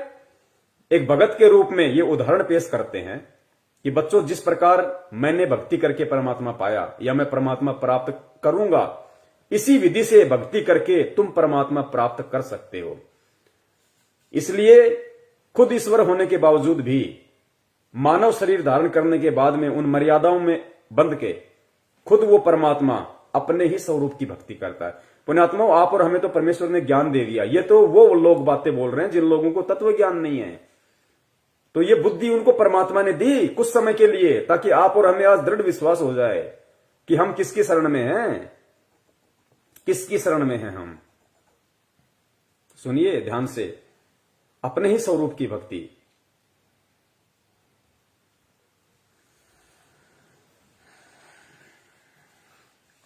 मित्र ने फिर पंडित जी से कहा कि पंडित जी बहुत सारी भविष्यवाणियों में और जो कल की अवतार के बारे में बताते हैं वो लोगों को कहना है कि कल की अवतार खुद भक्ति कर रहे हैं लोगों की रक्षा करने के लिए, पृथ्वी की रक्षा करने के लिए, परंतु आप तो कह रहे हैं कि वो खुद ईश्वर का सबसे बड़ा स्वरूप है, तो वो किसकी भक्ति कर रहे हैं? फिर ईश्वर ने नियम बनाया है कि जब मनुष्य ईश्वर की भक्ति करेगा उसके बाद ही उसे ईश्वर के दर्शन होंगे। यही नियम की पालना खुद कल की अवतार ने भी करी है, इसलिए उन्होंने भक्ति करी थी खुद अपने ही स्वरूप के दर्शन करने के लिए। क्योंकि उनसे बढ़ के तो कोई है नहीं जो वो उनकी भक्ति करें, क्योंकि खुद कबीर परमात्मा संत रामपाल जी महाराज जी के रूप में, अब वो किसकी भक्ति करें? उनसे ऊपर कोई है ही नहीं, कोई देव ही नहीं है उनसे ऊपर, वो खुद ही सृष्टि के रचनहार हैं, सारे ब्रह्मांडों पे उनकी सत्ता है, एकमात्र वो प्रजा पालक हैं, शासक है, वो किसकी भक्ति करेंगे? तो देखो वो तत्व ज्ञान से अनभिज्ञ व्यक्ति भी ये कह रहा है कि वो अपने ही स्वरूप की भक्ति कर रहा है। अब जैसे रामचंद्र जी आए, विष्णु जी के अवतार थे, तो विष्णु जी का क्या नाम है? किलियम नाम दिया परमात्मा ने, जो रियल जो उनका भक्ति मंत्र है वो किलियम। लेकिन रामचंद्र जी ने किसकी भक्ति करी? अपने ही मंत्र की भक्ति नहीं करी, उन्होंने अपने से ऊपर वाले की भक्ति करी, ओम नाम की। वशिष्ठ से नाम लिया ओम, क्योंकि विष्णु जी से ऊपर ओम है, काल है, तो उसने उसकी भक्ति करी। फिर श्री कृष्ण जी के रूप में आए वही विष्णु भगवान, तो उन्होंने अपने नाम की भक्ति नहीं करी, अपने से ऊपर की भक्ति की, ओम नाम की, दुर्वासा से नाम लेके। और यहां पंडित जी की भविष्यवाणी के अनुसार जो वो आएगा महापुरुष, वो किसकी भक्ति करेगा? वो अपने ही स्वरूप की भक्ति करेगा, क्योंकि उससे ऊपर कोई नाम है ही नहीं, उससे ऊपर कोई देव है ही नहीं, उसके अलावा कोई देव है ही नहीं। तो पुण्यात्मा समझ में आ जाना चाहिए कि भक्तिहीन प्राणी भी ये साबित कर रहे हैं कि धरती पे भगवान मौजूद है संत रामपाल जी महाराज जी के रूप में। कहां धक्के खा रहे हैं हम, आगे देखिए। आज मेरे मित्र ने उनसे कहा कि पंडित जी चलो आप हमें यही बता दो कि कल की अवतार कहाँ है, कौन है, हम जाके उनसे मिल लेते हैं। तो पंडित जी ने कहा कि बेटा उनके बारे में मैं अगर बता भी दूं तो भी आप लोगों को विश्वास नहीं होगा, क्योंकि उनके ईश्वरीय माया का पर्दा ही ऐसा है कि उनके ईश्वरीय स्वरूप को पूरी दुनिया तभी पहचान पाएगी जब युग परिवर्तन का समय आएगा। उससे पहले सिर्फ वही लोग उनके ईश्वरीय स्वरूप को पहचान सकते हैं जिनकी पिछले जन्मों की भक्ति है। इसके बाद अब देखो कितनी बड़ी बात कही पंडित जी ने। इन्होंने कहा कि पंडित जी बता तो दीजिए कल की कौन है, कहां है। तो उन्होंने कहा कि भैया अपनी पहचान भी वही करवाएगा। एक बार ध्यान से सुनिए, ये आप और हम सत्सेवकों के लिए बहुत बड़ा एक संकेत है, इशारा दिया परमात्मा ने। सुनिए। अब मेरे मित्र ने उनसे कहा कि पंडित जी चलो आप हमें यही बता दो कि कल की अवतार कहाँ है, कौन है, हम जाके उनसे मिल लेते हैं। तो पंडित जी ने कहा कि बेटा उनके बारे में मैं अगर बता भी दूं तो भी आप लोगों को विश्वास नहीं होगा, क्योंकि उनके ईश्वरीय माया का पर्दा ही ऐसा है। बच्चा अगर मैं तुम्हें बता भी दूं तो तुम विश्वास ही नहीं करोगे, कोई विश्वास नहीं करेगा। क्यों? क्योंकि उनकी ईश्वरीय माया का पर्दा ही इतना है। अगर पंडित जी बता दे कि भाई हिसार जेल में हर संत रामपाल जी महाराज है, तो पंडित जी को 2 गाड़ियां मिलेंगी। ये परमेश्वर की माया का पर्दा ही ऐसा है। कहां बैठा है? जेल में। और दुनिया की दृष्टि में जेल में कौन जाता है? ठग, लुटेरा, चोर, बदमाश, उल्टे कर्म करने वाला। और भगवान कहां बैठे? हिसार जेल में। तो पंडित जी कह रहे हैं कि भाई उनकी ईश्वरीय माया का पर्दा ही ऐसा है, अगर मैं बता भी दूं कोई विश्वास नहीं करेगा। क्यों विश्वास नहीं करेगा? क्योंकि परमेश्वर कहां बैठे हैं। पुण्यात्माओं, किस पे बात फिट हो रही है? और फिर पंडित जी ने कहा कि उनको केवल वही लोग जान पाएंगे। कौन लोग जान पाएंगे? सत्सेवक। सुनना ध्यान से। मेरे मित्र ने उनसे कहा कि पंडित जी चलो आप हमें यही बता दो कि कल की अवतार कहाँ है, कौन है, हम जाके उनसे मिल लेते हैं। तो पंडित जी ने कहा कि बेटा उनके बारे में मैं अगर बता भी दूं तो भी आप लोगों को विश्वास नहीं होगा, क्योंकि उनके ईश्वरीय माया का पर्दा ही ऐसा है कि उनके ईश्वरीय स्वरूप को पूरी दुनिया तभी पहचान पाएगी जब युग परिवर्तन का समय आएगा। उससे पहले सिर्फ वही लोग उनके ईश्वरीय स्वरूप को पहचान सकते हैं जिनकी पिछले जन्मों की भक्ति है। इससे पहले उनके ईश्वरीय स्वरूप को केवल वही लोग पहचान सकते हैं जिनके पिछले जन्म की भक्ति है। तो पुण्यात्मा, ये सौभाग्य आप और हम सत्सेवकों का है जो हम परमेश्वर को पहचान पा रहे हैं हमारी पिछले जन्म की भक्ति के प्रभाव से, वर्तमान में गुरुदेव के आशीर्वाद से ईश्वरीय स्वरूप को। बाकी तो सब कह रहे हैं कि हमारे गुरुजी भगवान है, हमारे गुरुजी परमात्मा है, संत रामपाल जी परमात्मा है, लेकिन जब समय आता है तो उनका जन्मदिन मना देते हैं, उनका बोध दिवस मना देते हैं, लेकिन यहां क्या बात कही है कि उनके ईश्वरीय स्वरूप को केवल वही कुछ लोग पहचान सकते हैं जिनके पिछले जन्म की भक्ति है। तो पुण्यात्माओं, परमेश्वर को परमेश्वर मान के प्रकट दिवस किसने मनाया? परमेश्वर को परमेश्वर मान के बोध दिवस किसने नहीं मनाया? सतसेवक। पुण्यात्मा, बहुत असीम रजा है। एक समय ऐसा आएगा कि हम लोग पागल हो जाएंगे कि परमात्मा हम इस लायक थे तो नहीं, आपने बना कैसे दिया मालिक। तो भी आप लोगों को विश्वास नहीं होगा, क्योंकि उनके ईश्वरीय माया का पर्दा ही ऐसा है कि उनके ईश्वरीय स्वरूप को पूरी दुनिया तभी पहचान पाएगी जब युग परिवर्तन का समय आएगा। उससे पहले सिर्फ वही लोग उनके ईश्वरीय स्वरूप को, युग परिवर्तन जब दुनिया को ठोकर लगेंगी, त्राही त्राही मचेगी, सब पहचानेंगे। लेकिन वो पहचानना कोई पहचानना नहीं है, क्योंकि मजबूरी में तो गधे को भी बाप बना लिया जाता है। वो पहचानना नहीं है। जब आदमी दुखी होता है और जिसके विषय में कहा करता था कि इसकी तो मैं शकल भी देखना पसंद नहीं करता, और जब आपत्ति परेशानी आती है, पता है कि 50,000 रुपए वहीं से मिल सकते हैं, तो उसको जाके बाप बना लेगा। तो वे तो विनाश के टाइम में तो हर आदमी अपनी सुरक्षा चाहेगा, अपनी रक्षा चाहेगा, गधे को भी बाप बना लेगा। संत रामपाल जी क्या कोई कहेगा कि वो फला फला व्यक्ति है, वो है, वहां जा लाभ हो जाएगा, सुरक्षा होगी, वहां दौड़ के चला जाएगा। वो पहचानना कोई पहचानना नहीं है। पहचानना आज है ज्ञान को आधार बना के समय रहते, ताकि आने वाले विनाशकारी समय में हमें उन परिस्थितियों का सामना ही ना करना पड़े। और किस प्रकार उस आने वाले विनाशकारी समय में परमात्मा अपनी प्यारी आत्माओं की रक्षा करेगा। जहां दुनिया आग में जल रही होगी, वहां परमात्मा अपने बच्चों को कैसे पलकों पे रखेंगे, आगे देखना आप वीडियो में। हाँ है कौन, हम जाके उनसे मिल लेते हैं। तो पंडित जी ने कहा कि बेटा उनके बारे में मैं अगर बता भी दूं तो भी आप लोगों को विश्वास नहीं होगा, क्योंकि उनके ईश्वरीय माया का पर्दा ही ऐसा है कि उनके ईश्वरीय स्वरूप को पूरी दुनिया तभी पहचान पाएगी जब युग परिवर्तन का समय आएगा। उससे पहले सिर्फ वही लोग उनके ईश्वरीय स्वरूप को पहचान सकते हैं जिनकी पिछले जन्मों की भक्ति है। इसके बाद मेरे मित्र ने पंडित जी से कहा कि पंडित जी कुछ तो बताइए उनके बारे में। इस प्रकार से हम कैसे आपकी बातों पर यकीन कर सके, क्योंकि सभी यही बोल रहे हैं कि अवतार आएगा, कोई कुछ बता ही नहीं रहा। ऐसे हम कैसे यकीन करें आपकी बातों पर। मेरा मित्र का मैं तो पंडित जी के पीछे ही पड़ गया। तो बहुत ज्यादा रिक्वेस्ट करने के बाद पंडित जी ने कुछ और भी बहुत सारी बातें कल की अवतार के बारे में बताई। और जब पंडित जी से इसके बारे में और ज्यादा चर्चा करी गई तो उन्होंने बताया कि जल्द ही एक नए युग का आगमन होने वाला है। और इन्होंने कहा कि हर बार नए युग का आगमन पूर्ण विध्वंस से ही होता है। जब इनसे पूछा गया कि किस जल्द ही नए युग का आरंभ होने वाला है, कलयुग में सतयुग का। और पुण्यात्माओं, ये सर्वविदित है, ये सत्य है। जब भी नए युग का आगमन होता है तो त्राही त्राही मस्ती है, त्राही त्राही मस्ती है, भयंकर विनाश होता है। बताया कि जल्द ही एक नए युग का आगमन होने वाला है। और इन्होंने कहा कि हर बार नए युग का आगमन पूर्णतः विध्वंस से ही होता है। जब इनसे पूछा गया कि किस प्रकार का विध्वंस होगा तो इन्होंने बताया कि जिस प्रकार से चक्की चलती है तो उसके जितने भी दाने होते हैं वो सारे पिस जाते हैं, परंतु जो दाने उस धुड़ी उस डंडे के साथ लगकर रह जाते हैं वो दाने नहीं पिसते, वो ज्यों के त्यों बच जाते हैं। इन्होंने कहा कि इसी प्रकार की चीजें आगे युग में होने वाली है। जो लोग भगवान के साथ जुड़े होंगे, अच्छाई के साथ धर्म के रास्ते पर चल रहे होंगे, सिर्फ वही बचे। तो पंडित जी ने कहा कि भाई आने वाले समय में युग परिवर्तन होगा और युग परिवर्तन में भयंकर विनाश होगा। और उस युग परिवर्तन में वही लोग बचे रह सकते हैं जो लोग धर्म के रास्ते पे चल रहे होंगे, जो लोग उस अवतार के संपर्क में होंगे।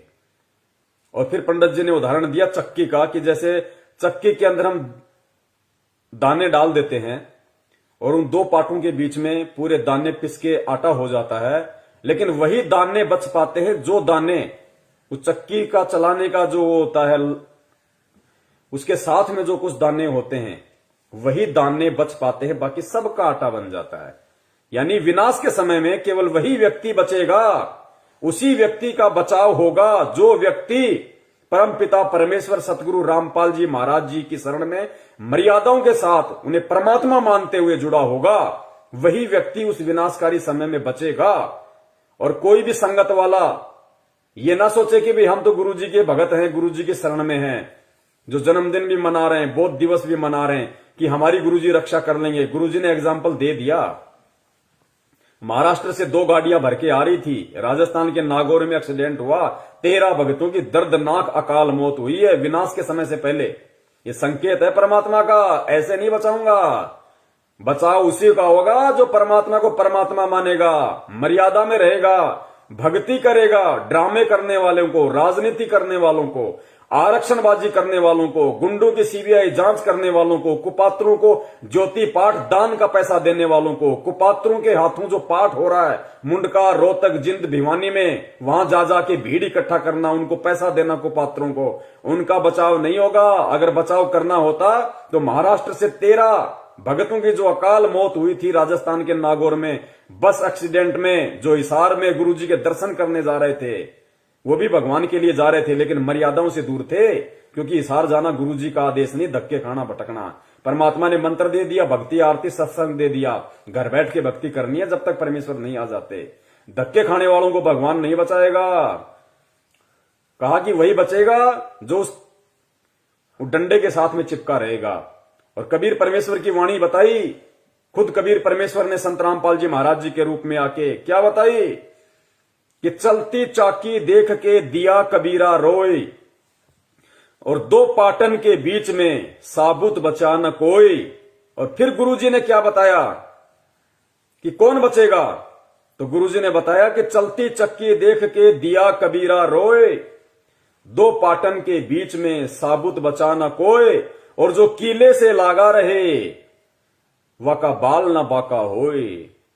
वो किला वर्तमान में केवल परम पूज्य सतगुरु रामपाल जी महाराज जी हैं। और 2 पाठ, एक दुर्गा और एक काल, इन दोनों के बीच में जो आ गया उसका तो आटा बनेगा चकनाचूर। और किले से लागा रहे ताका बाल ना बाका होए, ताका नाश ना होई।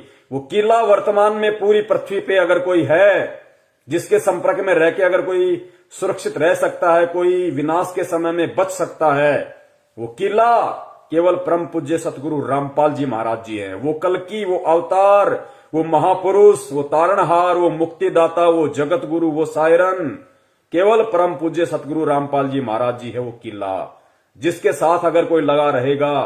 साथ लगने का मतलब है उनकी शरण में, उनकी भक्ति। और उनकी भक्ति वर्तमान में जगह जगह लोगों ने फर्जी नामदान केंद्र खोल रखे हैं। उन्हीं के परिवार वालों ने, उन्हीं के भाई बंधुओं ने, रिश्तेदारों ने, कोऑर्डिनेटरों ने, सारे के सारे उन ठग लोगों ने, क्योंकि वो उस तारणहार को तारणहार नहीं मान पाए, उस परमात्मा को परमात्मा नहीं मान पाए और धार्मिक धंधा सेट कर लिया। उनके फर्जी नामदान केंद्रों से नाम दीक्षा लेने वालों का बचाव नहीं होगा, वो उनकी शरण नहीं मानी जाएगी। उस परमपिता परमेश्वर की शरण जब तक वो हिसार जेल से बाहर नहीं आ जाते, और अगर उस विनाश के समय के बाद आएंगे, उससे पहले नहीं आएंगे, ध्यान रखना। जब त्राही त्राही मचेगी उसके बाद आएंगे, उससे पहले नहीं आएंगे। क्योंकि परमेश्वर ने अपना वचन सिद्ध करना है कि पूरी पृथ्वी मेरा नाम लेगी, घर घर में बोध विचारा होगा। तो घर घर में बोध विचारा होगा जब संख्या कम होगी, ज्यादातर संख्या का विनाश हो लेगा, देशों के देश भिड़ेंगे, गृह युद्ध होंगे, तांडव मचेगा, आदमी आदमी को काटेगा। अभी आगे देखना, छोटा सा वीडियो बता, ज्यादा लंबा नहीं है। उस भविष्यवाणी में क्या बताया गया है जय गुरुदेव के द्वारा कि उस समय क्या होगा, कैसे तांडव मचेगा। आदमी सोचेगा कोई आदमी दिख जाए तो उसको काट के खा जाऊं, अन्न का दाना नहीं बचेगा, अन्न का दाना। और उस विकट परिस्थिति में गुरुजी कैसे आप और हमारी रक्षा करेंगे वो भी आप देखना, किस विधि से करेंगे। हमें भूखा नहीं मरने देंगे परमात्मा, किस विधि से और किनकी करेंगे वो भी आप देखना आगे वीडियो में। तो वो किला एकमात्र परम पूज्य सतगुरु रामपाल जी महाराज जी हैं। और जो व्यक्ति ये वीडियो देख रहे हों और अपना बचाव चाहते हो समय रहते, तो उन फर्जी नामदान केंद्रों पे जाके नाम दीक्षा मत लेना भैया, उल्टे मरोगे, उल्टे फंसोगे। सीधा सा उपाय है, सत्संग सुनो पहले। यूट्यूब पे किसी भगत से मेमोरी कार्ड लेके जो आपके संपर्क में आ जाए, कोई पुस्तक पढ़ के संत रामपाल जी महाराज जी के पहले सत्संग सुनो। अगर उनके आने तक आप सत्संग भी सुनते रहोगे और सत्संगों के माध्यम से वो जो नियम बताते हैं, जो बुराइयां छोड़ने के लिए कहते हैं, उनको आप छोड़ दोगे, आपका बाल विवाका नहीं होगा, बाल विवाका। और अगर उनको परमात्मा मान के, सत्संग सुन के, ज्ञान को आधार बना के कि धरती पे अगर कोई संत है तो केवल यही है, भगवान अगर कोई धरती पे है तो संत रामपाल जी महाराज है, अगर इतना विश्वास आपको हो जाए, उसके बाद में किसी भी सत्सेवक भाई बहन से संपर्क कर लेना। उसके बाद में अपने घर में परमात्मा की 3 समय की आरती करो, घर में देसी घी का खड़ी बत्ती वाला दीपक जलाओ, परमेश्वर को दंडवत करो, सत्संग सुनो, परमात्मा का शब्द सुनो। बाढ़ बाका नहीं होने देगा परमात्मा, बाढ़ बाका नहीं होने देगा, और कोई तरीका नहीं है। प्रकार की चीजें आगे युग में होने वाली है। जो लोग भगवान के साथ जुड़े होंगे, अच्छाई के साथ धर्म के रास्ते पर चल रहे होंगे, सिर्फ वही बचे। अब देखिए लास्ट पार्ट है ये, उसके बाद में हम परमपिता परमेश्वर जी की दया से थोड़ा आराम करेंगे फिर। तो ये लास्ट है कि वो विनाश का समय होगा, कैसा होगा, कैसा उसमें तांडव मचेगा, किस प्रकार से लोग त्राहिमाम हो जाएंगे, कैसी कैसी विकट परिस्थितियां पैदा होंगी। आप देखना आप इन चीजों को।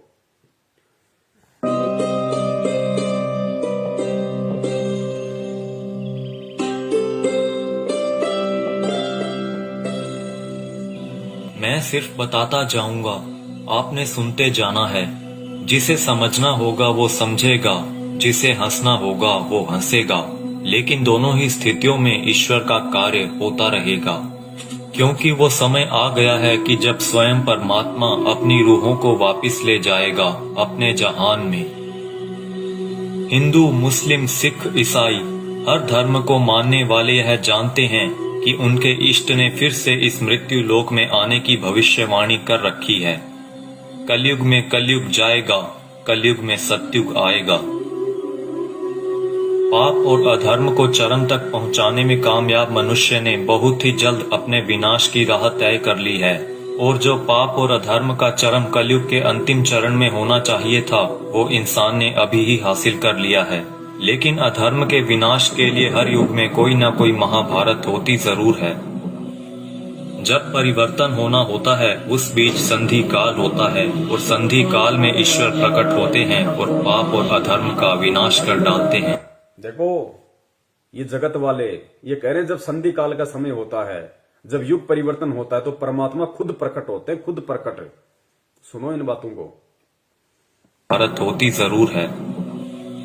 जब परिवर्तन होना होता है उस बीच संधि काल होता है, और संधि काल में ईश्वर प्रकट होते हैं और पाप और अधर्म का विनाश कर डालते हैं।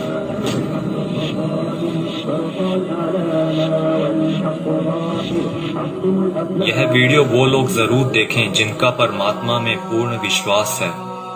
इस वीडियो में दी गई जानकारी को ध्यान लगाकर समझिए। ये जानकारी कोई मनगढ़ंत या काल्पनिक बातें बिल्कुल नहीं है। ओडिशा में 400 साल पहले अच्युतानंद जी द्वारा भविष्य मालिका की रचना की गई थी। अच्युतानंद जी को भगवान श्री कृष्ण के परम सखा सुदामा का पुनर्अवतार माना गया है, जिसमें उन्होंने कलयुग के खत्म होने की भविष्यवाणी की है, जो कि गणनानुसार आने वाले कुछ वर्षों में हो सकता है। इसमें उन्होंने परमात्मा के प्रकट होने से पहले भारत के जो अंतिम प्रधानमंत्री होंगे उनके बारे में भी बताया है, और जो गुण बताए हैं वो वर्तमान के प्रधानमंत्री से मेल खाते हैं। यानी लोकतांत्रिक भारत के अंतिम प्रधानमंत्री होंगे श्री नरेंद्र मोदी, और उसके बाद होगा उस ईश्वर का प्रकट होना, और पूरे भारत में मिलिट्री शासन होगा, या कहीं राजतंत्र कायम हो। अंतिम प्रधानमंत्री नरेंद्र मोदी होगा, पूरे देश में मिलिट्री शासन होगा, उसके बाद प्रकट होगा कौन? परम पूज्य सतगुरु रामपाल जी महाराज जी। उसके बाद पूरी दुनिया के सामने आएंगे।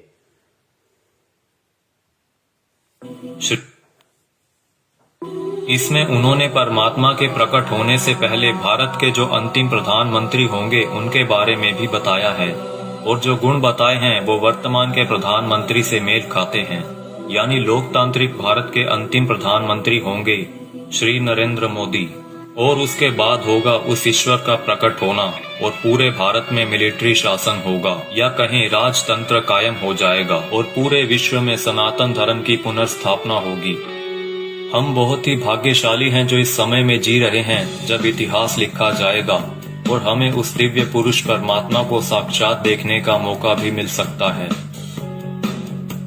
पद्म पुराण के छठे खंड में 71वें सेट पर श्लोक नंबर 279 से 282 में बताया गया है कि वो दुष्टों का विनाश करेंगे, पृथ्वी की हुई दुर्गति को ठीक करेंगे, अपनी सेना द्वारा ईश्वरीय नियमों को स्थापित करेंगे। वो पूरी दुनिया के एकमात्र शासक होंगे जिन पर किसी का नियंत्रण नहीं होगा, यानी कि वो सबसे ऊपर होंगे। वो पूरी दुनिया पर धर्म की विजय पताका फहराएंगे और पूरे विश्व के लिए पूजनीय होंगे। जब वो सामने आएंगे तो देश में इमरजेंसी लागू होगी। पूरी दुनिया के टीवी चैनल्स के जरिए सभी लोग उन्हें जान जाएंगे। उनकी सेना होगी, एडमिनिस्ट्रेशन होगी और उनके समाज सेवी मनुष्य भी होंगे।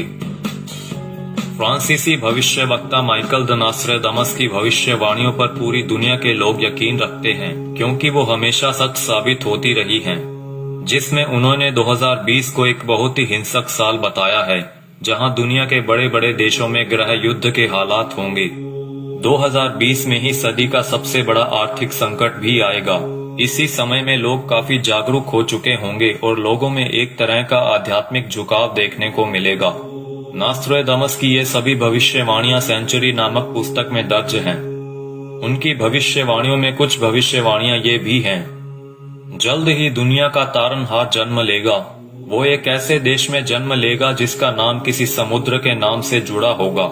आप जानते ही हैं कि पूरे विश्व में प्राचीन समय से ही भारत ही एक ऐसा देश है जिसका नाम एक समुद्र के नाम से जुड़ा है, हिंद महासागर। आगे नास्ट्राडामस लिखते हैं, मैं उसे जब जब देखता हूँ मेरा सर सजदे में झुक जाता है। वो दुनिया को ऐसा ज्ञान बताएगा जो आज तक किसी ने नहीं दिया होगा। स्वयं को ज्ञानी विद्वान कहलाने वाले सभी उसके समक्ष नतमस्तक होंगे। वो सभी आत्माओं को वापस अपने देश ले जाएगा।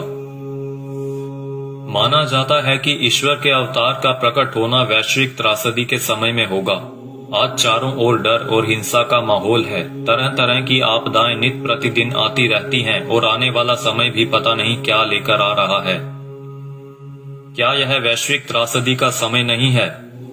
मनुष्य बहुत ही छोटा हो जाएगा और उसके सभी अस्त्र शस्त्र निष्फल हो जाएंगे। आज मनुष्य में नैतिक चारित्रिक गुणों का पतन होता जा रहा है और वर्तमान समय में चल रही महामारी के लिए मनुष्य के सभी प्रयास भी निष्फल हो चुके हैं। कई सौ वर्ष पहले हुए संत सूरदास और संत रविदास जी ने भी उस अवतार के लिए भविष्यवाणियां कर रखी हैं, जिनके ऊपर हमने अलग से वीडियो बना रखी है। हो सकता है कि इस संधि काल के बाद ईश्वर द्वारा चुने गए कुछ मनुष्य ही अगले युग में कदम रखें। इसीलिए इस समय में हम सभी को पूर्ण रूप से, पूर्ण प्रयत्न से अपना आध्यात्मिक विकास करने की जरूरत है।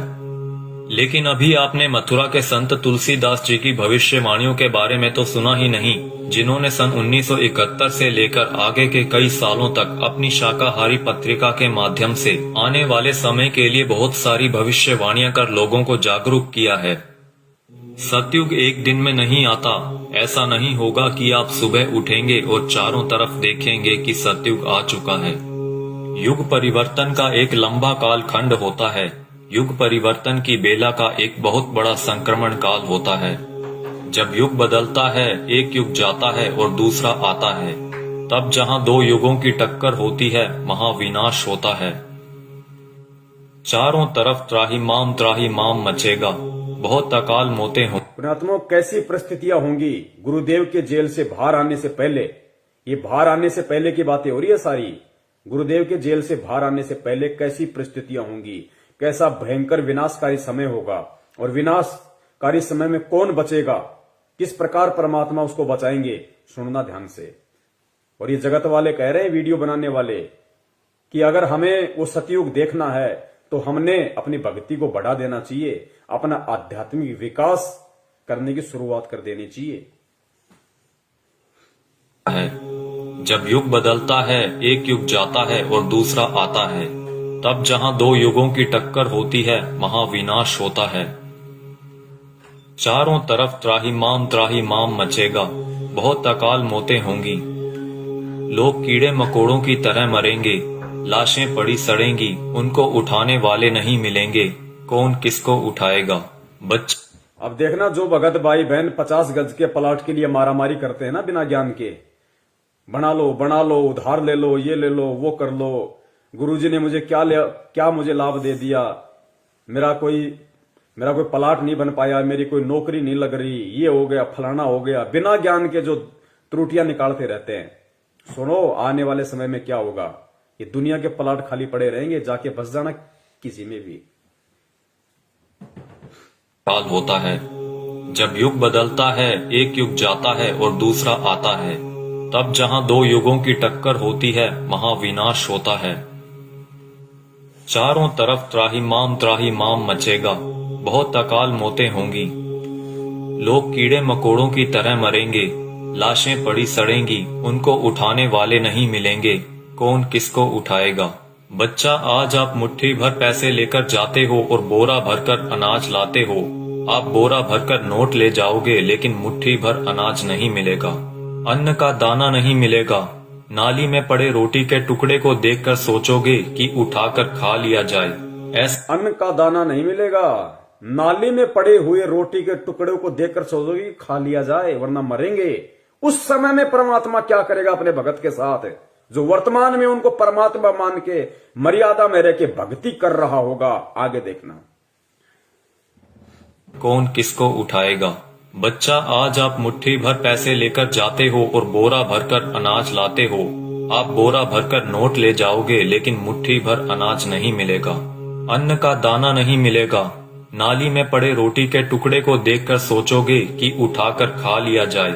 ऐसा भयावह वक्त आएगा कि एक इंसान दूसरे इंसान को देखकर सोचेगा कि कब मौका मिले तो उसको काट कर खा जाऊं। भाई भाई आपस में जान के दुश्मन बन जाएंगे। परिवार परिवार में झगड़ा झंझट, जाति जाति में झगड़े, समाजों में भीषण टकराव होंगे। मुल्क मुल्क जाति जाति में झगड़े, समाज में भीषण टकराव। दास ने बहुत समय पहले परमात्मा की दी हुई बुद्धि से एक पंपलेट बनाया था कि ये जो हिंदुस्तान में जो ये जगह जगह जो ये संगठन पैदा हो रहे हैं, हिंदू सेना, हिंदू युवा वाहिनी, राजपूत करणी सेना, भीम सेना, शिव सेना, बजरंग दल, ये बारूद के बम हैं, ये फटेंगे आने वाले समय में।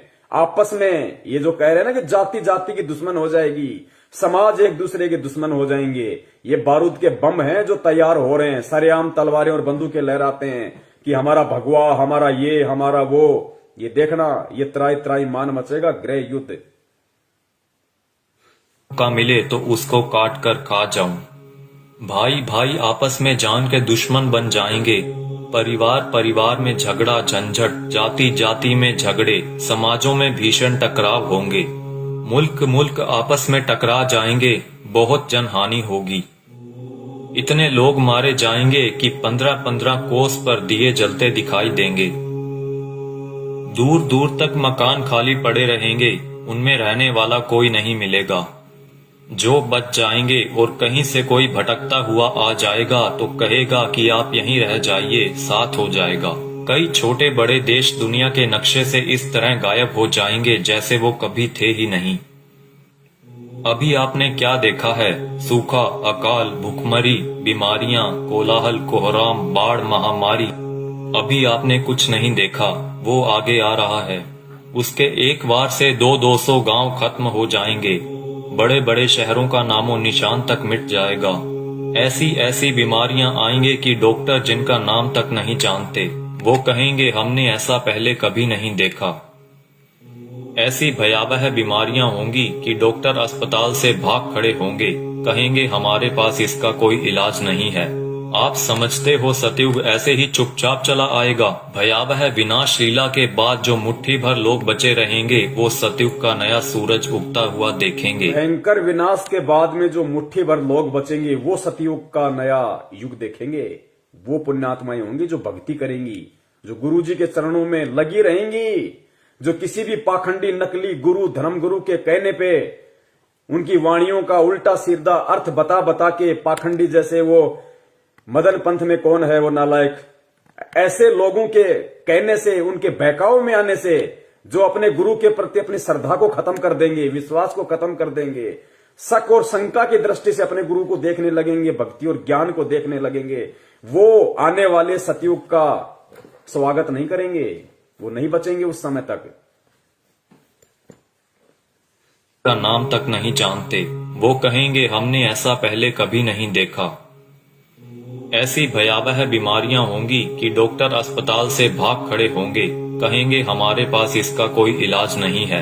आप समझते हो सतयुग ऐसे ही चुपचाप चला आएगा। भयावह विनाश लीला के बाद जो मुट्ठी भर लोग बचे रहेंगे वो सतयुग का नया सूरज उगता हुआ देखेंगे और सतयुग की अगवानी के साक्षी बनेंगे। मुझे जो करना था मैंने अपना काम कर दिया है, अब कुदरत अपना काम करेगी। आने वाले समय में यूएनओ भारत में चलेगी, सुरक्षा परिषद भारत में आएगी, विश्व का न्याय भारत में होगा, देश और दुनिया का तख्ता पलट होगा, छोटे छोटे राष्ट्रों का भारत में विलय होगा, देश में प्राकृतिक और दैवीय प्रकोपों से भारी जनहानि होगी। 20 करोड़ लोग एक झटके में लापता हो जाएंगे। आबादी बहुत ही कम रह जाएगी। भारत की बहुत कम आबादी होने पर भी भरपेट खाना नहीं मिलेगा। इतने कष्ट आएंगे कि लोगों की कचूमर निकल। भारत की बहुत कम आबादी बचेगी, कहते हैं उसके बाद भी भरपेट खाने के लिए भोजन नहीं बचेगा लोगों के पास में। ही कम रह जाएगी। भारत की बहुत कम आबादी होने पर भी भरपेट खाना नहीं मिलेगा। इतने कष्ट आएंगे कि लोगों की कचूमर निकल जाएगी। चारों तरफ विश्व युद्ध होगा। कीटाणु बमों का प्रयोग किया जाएगा। एक सफेद पोशाकधारी ही युग परिवर्तन का कारण बने। बंदी छोड़ सतगुरु रामपाल जी महाराज की जय हो। एक सफेद पोशाकधारी, क्योंकि ये जितने भी भविष्य वक्ता हैं विदेशी, ये जो परमेश्वर को देख रहे हैं, उस अवतार को देख रहे हैं, ये गुरु जी के वर्तमान रूप को देख रहे हैं। एक सफेद पोशाकधारी जिसका गौर वर्ण होगा, चरम विहीन पादुकाएं होंगी, मस्तक पे अर्धचंद्र का निशान होगा। ये सतगुरु रामपाल जी महाराज जी के वर्तमान रूप को देख रहे हैं। अपनी भविष्यवाणियों में उन्होंने वर्तमान समय को उन्होंने देखा था। एक सफेद पोशाकधारी ही युग परिवर्तन का कारण बनेगा। मिलेगा। रूपानंद कह रही है कि वो उत्तराखंड में है, साधु संत है। यहां तो लाल कपड़े वाले हैं सारे, गले में मोटी मोटी रुद्राक्ष की मालाएं पहने बैठे हैं। कोई मुंडित है, कोई चंडित है, कोई जटाधारी है, कोई लंगोटाधारी है। सफेद पोशाकधारी तो केवल परम पूज्य सतगुरु रामपाल जी महाराज है। आबादी बहुत ही कम रह जाएगी। भारत की बहुत कम आबादी होने पर भी भरपेट खाना नहीं मिलेगा। इतने कष्ट आएंगे कि लोगों की कचूमर निकल जाएगी। चारों तरफ विश्व युद्ध होगा। कीटाणु बमों का प्रयोग किया जाएगा। एक सफेद पोशाकधारी ही युग परिवर्तन का कारण बनेगा। आप शीघ्र अतिशीघ्र उस आध्यात्मिक शक्ति के साथ जुड़ जाएं, तो आपका बचाव होगा।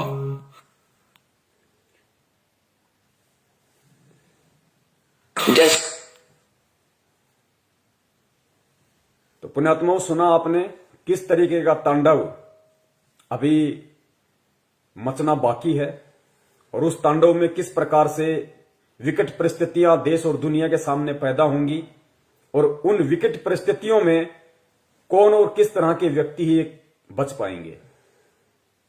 ये भविष्य वक्ता हैं, ये जय गुरुदेव जी हैं। अगर इनकी भविष्यवाणियां सच ना हो तो गुरुदेव कभी भी इनकी भविष्यवाणी का जिक्र नहीं करते। ये सत्य हैं, ये होके रहेगा, क्योंकि दुनिया ने ज्ञान से भगवान को नहीं पहचाना। अब दुनिया को ठोकर लगेंगी तो दुनिया भगवान को पहचानेगी। भारत की बहुत कम आबादी रह जाएगी, उसके बाद भी भरपेट भोजन नहीं मिलेगा। दाने दाने को लोग तरस जाएंगे, दाने दाने को। और नाली में, गंदी नाली में अगर कोई रोटी का टुकड़ा किसी को दिख जाएगा तो सोचेगा खा ले उठा के। ऐसी विकट परिस्थितियां पैदा होना बाकी हैं, और हम कर रहे हैं राजनीति। कभी बीजेपी को वोट, कभी कांग्रेस को वोट, कभी आरक्षणबाजी, कभी जाटों के आरक्षण में जाओ, माता बहनों को लेके जाओ, गुंडों की सीबीआई जांच कराओ। मस्ती सूझ रही है, मौज हो रही है। अभी देखना आगे चल के क्या बनेगा। भले तुम भगत हो, भगत वो है जो मर्यादाओं में रहता है, परमेश्वर को परमेश्वर मानता है। तो वो जो विनाशकारी जो समय जो बताया है भविष्य वक्ताओं ने, कि दाने दाने को लोग तरस जाएंगे, ना कोई काम होगा, ना कोई धंधा होगा, ना कोई खेती होगी, कुछ नहीं होगा। उस समय जो लोग बचे होंगे वो भी भुखमरी के शिकार होंगे, दाने दाने को तरसेंगे। गंदी नाली में रोटी का टुकड़ा होगा, सोचे खा लो। तो पुण्यात्माओं, उस समय में वो परमपिता परमेश्वर, वो बंदी छोड़ सतगुरु रामपाल जी महाराज, जो अवतारी पुरुष है, महापुरुष है, तारणहार है, वो किन आत्माओं की रक्षा करेगा और किस तरह से रक्षा करेगा। वो उन आत्माओं की रक्षा करेगा जो परमेश्वर को परमेश्वर मानेंगी, जो उन्हें मुक्ति दाता मानेंगी, हृदय से, आत्मा से, जुबान से नहीं। और घर में अन्न का दाना ना होने पर भी वो परमात्मा किस तरीके से अपने बच्चों की रक्षा करेगा। पुण्यात्माओं, सबसे बड़ा भविष्य वक्ता परमात्मा होता है, जो आज धरती पे संत रामपाल जी के रूप में है। लेकिन परमात्मा स्पष्ट रूप से जिक्र नहीं करते, परमात्मा संकेत कर देते हैं। तो आने वाले जो समय है भयंकर, आप और हमारे रहते सहते जो समय आएगा, उस समय के लिए परमात्मा ने कई बार सत्संगों में संकेत किया है और इशारा कर दिया परमात्मा ने कि पुण्यात्माओं, किस प्रकार भगवान तुम्हारे साथ में रहेगा, चिंता मत करना, घबराना मत, मैं सदा तुम्हारे पास में रहूंगा। किस प्रकार दया करेगा परमात्मा, इस वीडियो को सुनिए पुण्यात्माओं और परमेश्वर के चरणों में नतमस्तक हो जाओ। कभी सपने में भी मत सोचना किसी और नालायक की तरफ, किसी साधु संत महंत पाखंडी की तरफ, किसी अन्य संत पंथ की तरफ जाने की सौपन में भी मत सोचना, वरना पतिव्रता धर्म से डिग जाओगे। फिर रक्षा करने वाला इस भगवान के अलावा दुनिया में कोई नहीं है। उस विनाश के समय में, उस संघर्ष के समय में परमात्मा उसी आत्मा के साथ रहेगा जो वर्तमान के संघर्ष में परमात्मा के चरणों में पड़ा रहेगा। काल हमें जो तोड़ने की कोशिश कर रहा है, जीव आत्माओं को डिगाने की कोशिश कर रहा है, हर तरीके से सतलोक आश्रम मैनेजमेंट हरियाणा के द्वारा नित नए पीले पीले पर्चे निकाल के ज्ञान विरुद्ध आदेश दे दे के हराम की कमाई, राजनीतियां करवा के, आरक्षणबाजी करवा के, ये काल की चाल है। ये उस विनाशकारी समय में आपकी रक्षा ना हो उसके लिए आपको तोड़ रहा है। आप सोच रहे हो हम गुरुजी के शरण में हैं, आप कांग्रेस को, बीजेपी को वोट दे रहे हो भगत होके, आरक्षणबाजी कर रहे हो, कुपात्रों को दान दे रहे हो, ये कोऑर्डिनेटर भगतों की लड़कियां ले लेके भाग रहे शादीशुदा होने के बाद, इनको दान दे रहे हो, ये भगोड़ों को दान दे रहे हो, गुरुजी के कलयुगी झूठे मक्कार परिवार को, बेटा बेटी उनकी पत्नी को आप दान दे रहे हो। ये उस विनाशकारी समय में आप अपनी गर्दन पे तलवार रख रहे हो। दान सुपात्र को दिया जाता है, कुपात्र को नहीं। मर्यादाओं से दूर हो रहे हो आप। ये रोहतक मुंड का जिंद दीवानी हरियाणा में जो ढोंग कर रखा है इन लोगों ने, आदरणीय गरीबदास जी महाराज जी के पाठ प्रकाश का 150 दिन से ये लोग धन प्राप्ति के लिए जो ड्रामा कर रखा है, तुम सोच रहे हो हमें पुण्य मिलेंगे। गुरुदेव कहते हैं तुम करत हो पुण्य होत है पापम, तुम पुण्य समझ के कर रहे हो लेकिन अज्ञानता में तुम पाप के भागी बन रहे हो। बचाव नहीं होगा तो किनका बचाव होगा उस समय और कैसे बचाव होगा? बचाव उनका जो मर्यादाओं में रह के परमेश्वर को परमेश्वर मान के भक्ति करेंगे, जो उनका जन्मदिन नहीं मनाएंगे, उनका बौद्ध दिवस नहीं मनाएंगे, उनके नाम पे किसी भी राजनीतिक दल के चमचे बन के नहीं रह जाएंगे। उनकी परमात्मा रक्षा करेगा जो वर्तमान के संघर्ष के समय को झेल लेगा। काल एक तरफ मैनेजमेंट के माध्यम से संगत को तोड़ने की पूरी कोशिश कर रहा है, दूसरी तरफ नकली संतों को, पाखंडियों को खड़ा कर रहा है गुरुदेव के वचनों में, वाणियों में मीन में कर करके, और गुरुदेव से आत्माओं का विश्वास तोड़ने की कोशिश कर रहे हैं। परमेश्वर कहते हैं बीजक की बाता कहें बीजक नाही हाथ, पृथ्वी डुबोवन उतरे कर कर मीठी बात। उनके मीठे मीठे श्लोक सुन के, उनकी बातें सुन के हम सोचते हैं कि वहां मूल ज्ञान है, वहां पवित्र ज्ञान है, वहां ये है, वहां वो है। महीने 2 महीने जाते हो, फिर गधे की तरह मुंह लटका के वापस आते हो। भगवान से दूर हो गए, ना इधर के ना उधर के, धोबी के कुत्ते वाली हालत हो जाती है तुम्हारी। काल ऐसा करके छोड़ देता है। तो इस वर्तमान के संघर्ष के समय में जो संघर्षशील रहेगा, जो न टूटेगा, न डिगेगा, न झुकेगा, न मुड़ेगा, भगवान को सिर सौंप दिया तो सौंप दिया, उस आत्मा की परमात्मा फिर उस संघर्ष के समय रक्षा करेगा जो आज उस परमात्मा के लिए संघर्ष कर रहा होगा।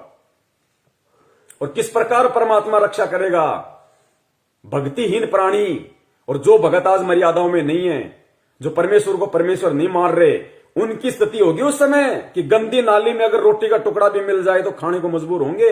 और जो भगत होंगे, जो सत्सेवक होंगे, सच्चे सेवक होंगे परमात्मा के, उनकी परमात्मा कैसे रक्षा करेगा? सुनो गुरुदेव के मुख कमल से। जैसे दास बार बार आपको कथा सुनाता है कि जिस समय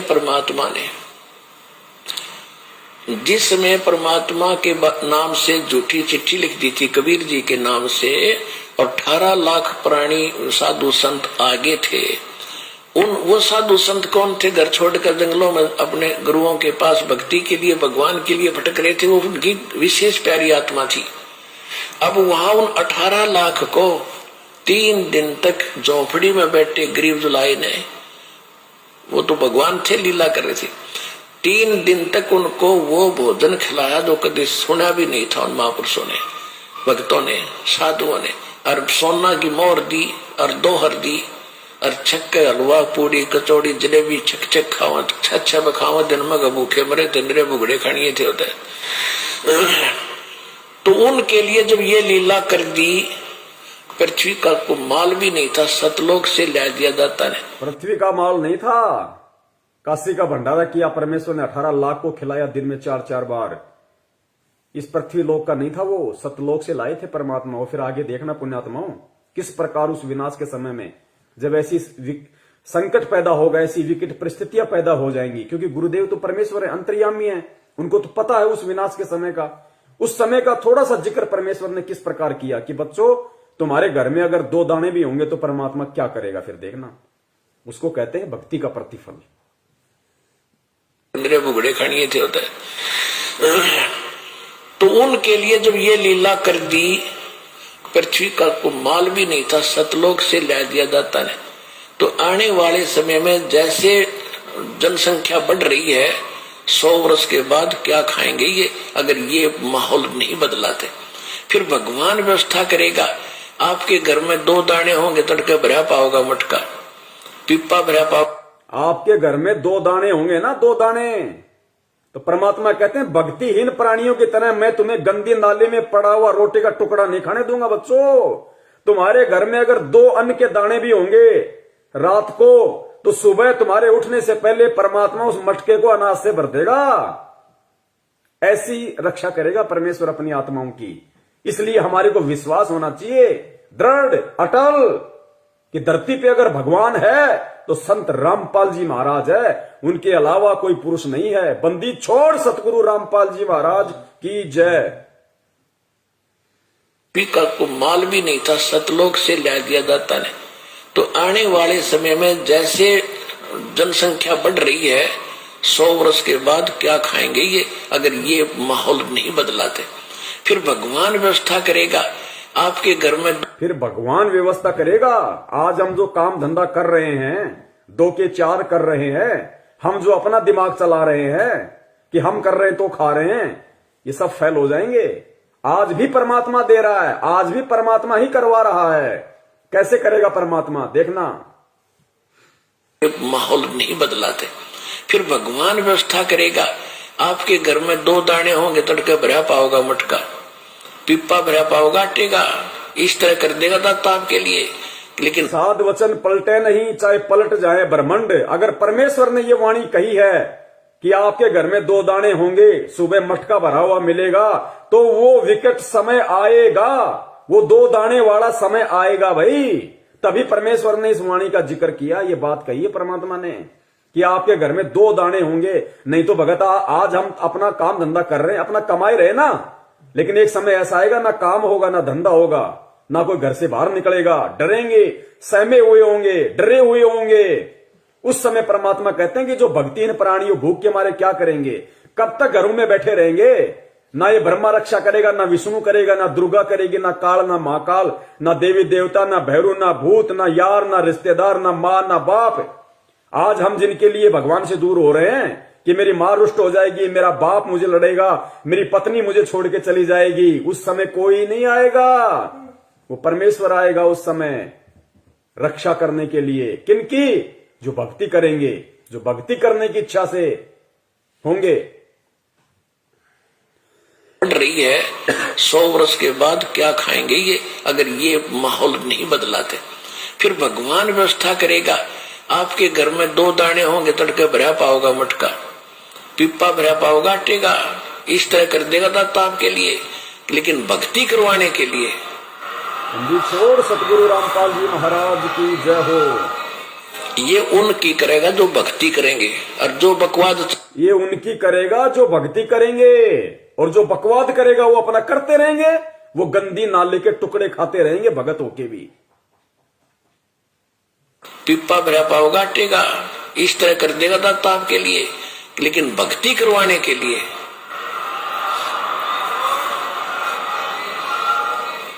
ये उनकी करेगा जो भक्ति करेंगे, और जो बकवाद चाहोगे वो अपना करते रहियो।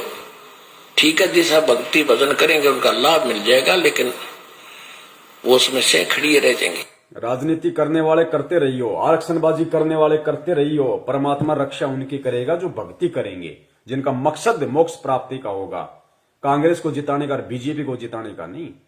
तो कितने लोग आज मर्यादाओं में हैं और कितने लोग भगत होकर भी अपने आप को भगवान का भगत समझते हुए भी मर्यादाओं से दूर हैं। ये अपना आकलन स्वयं कर लें। दास की यही विनती है, यही प्रार्थना है।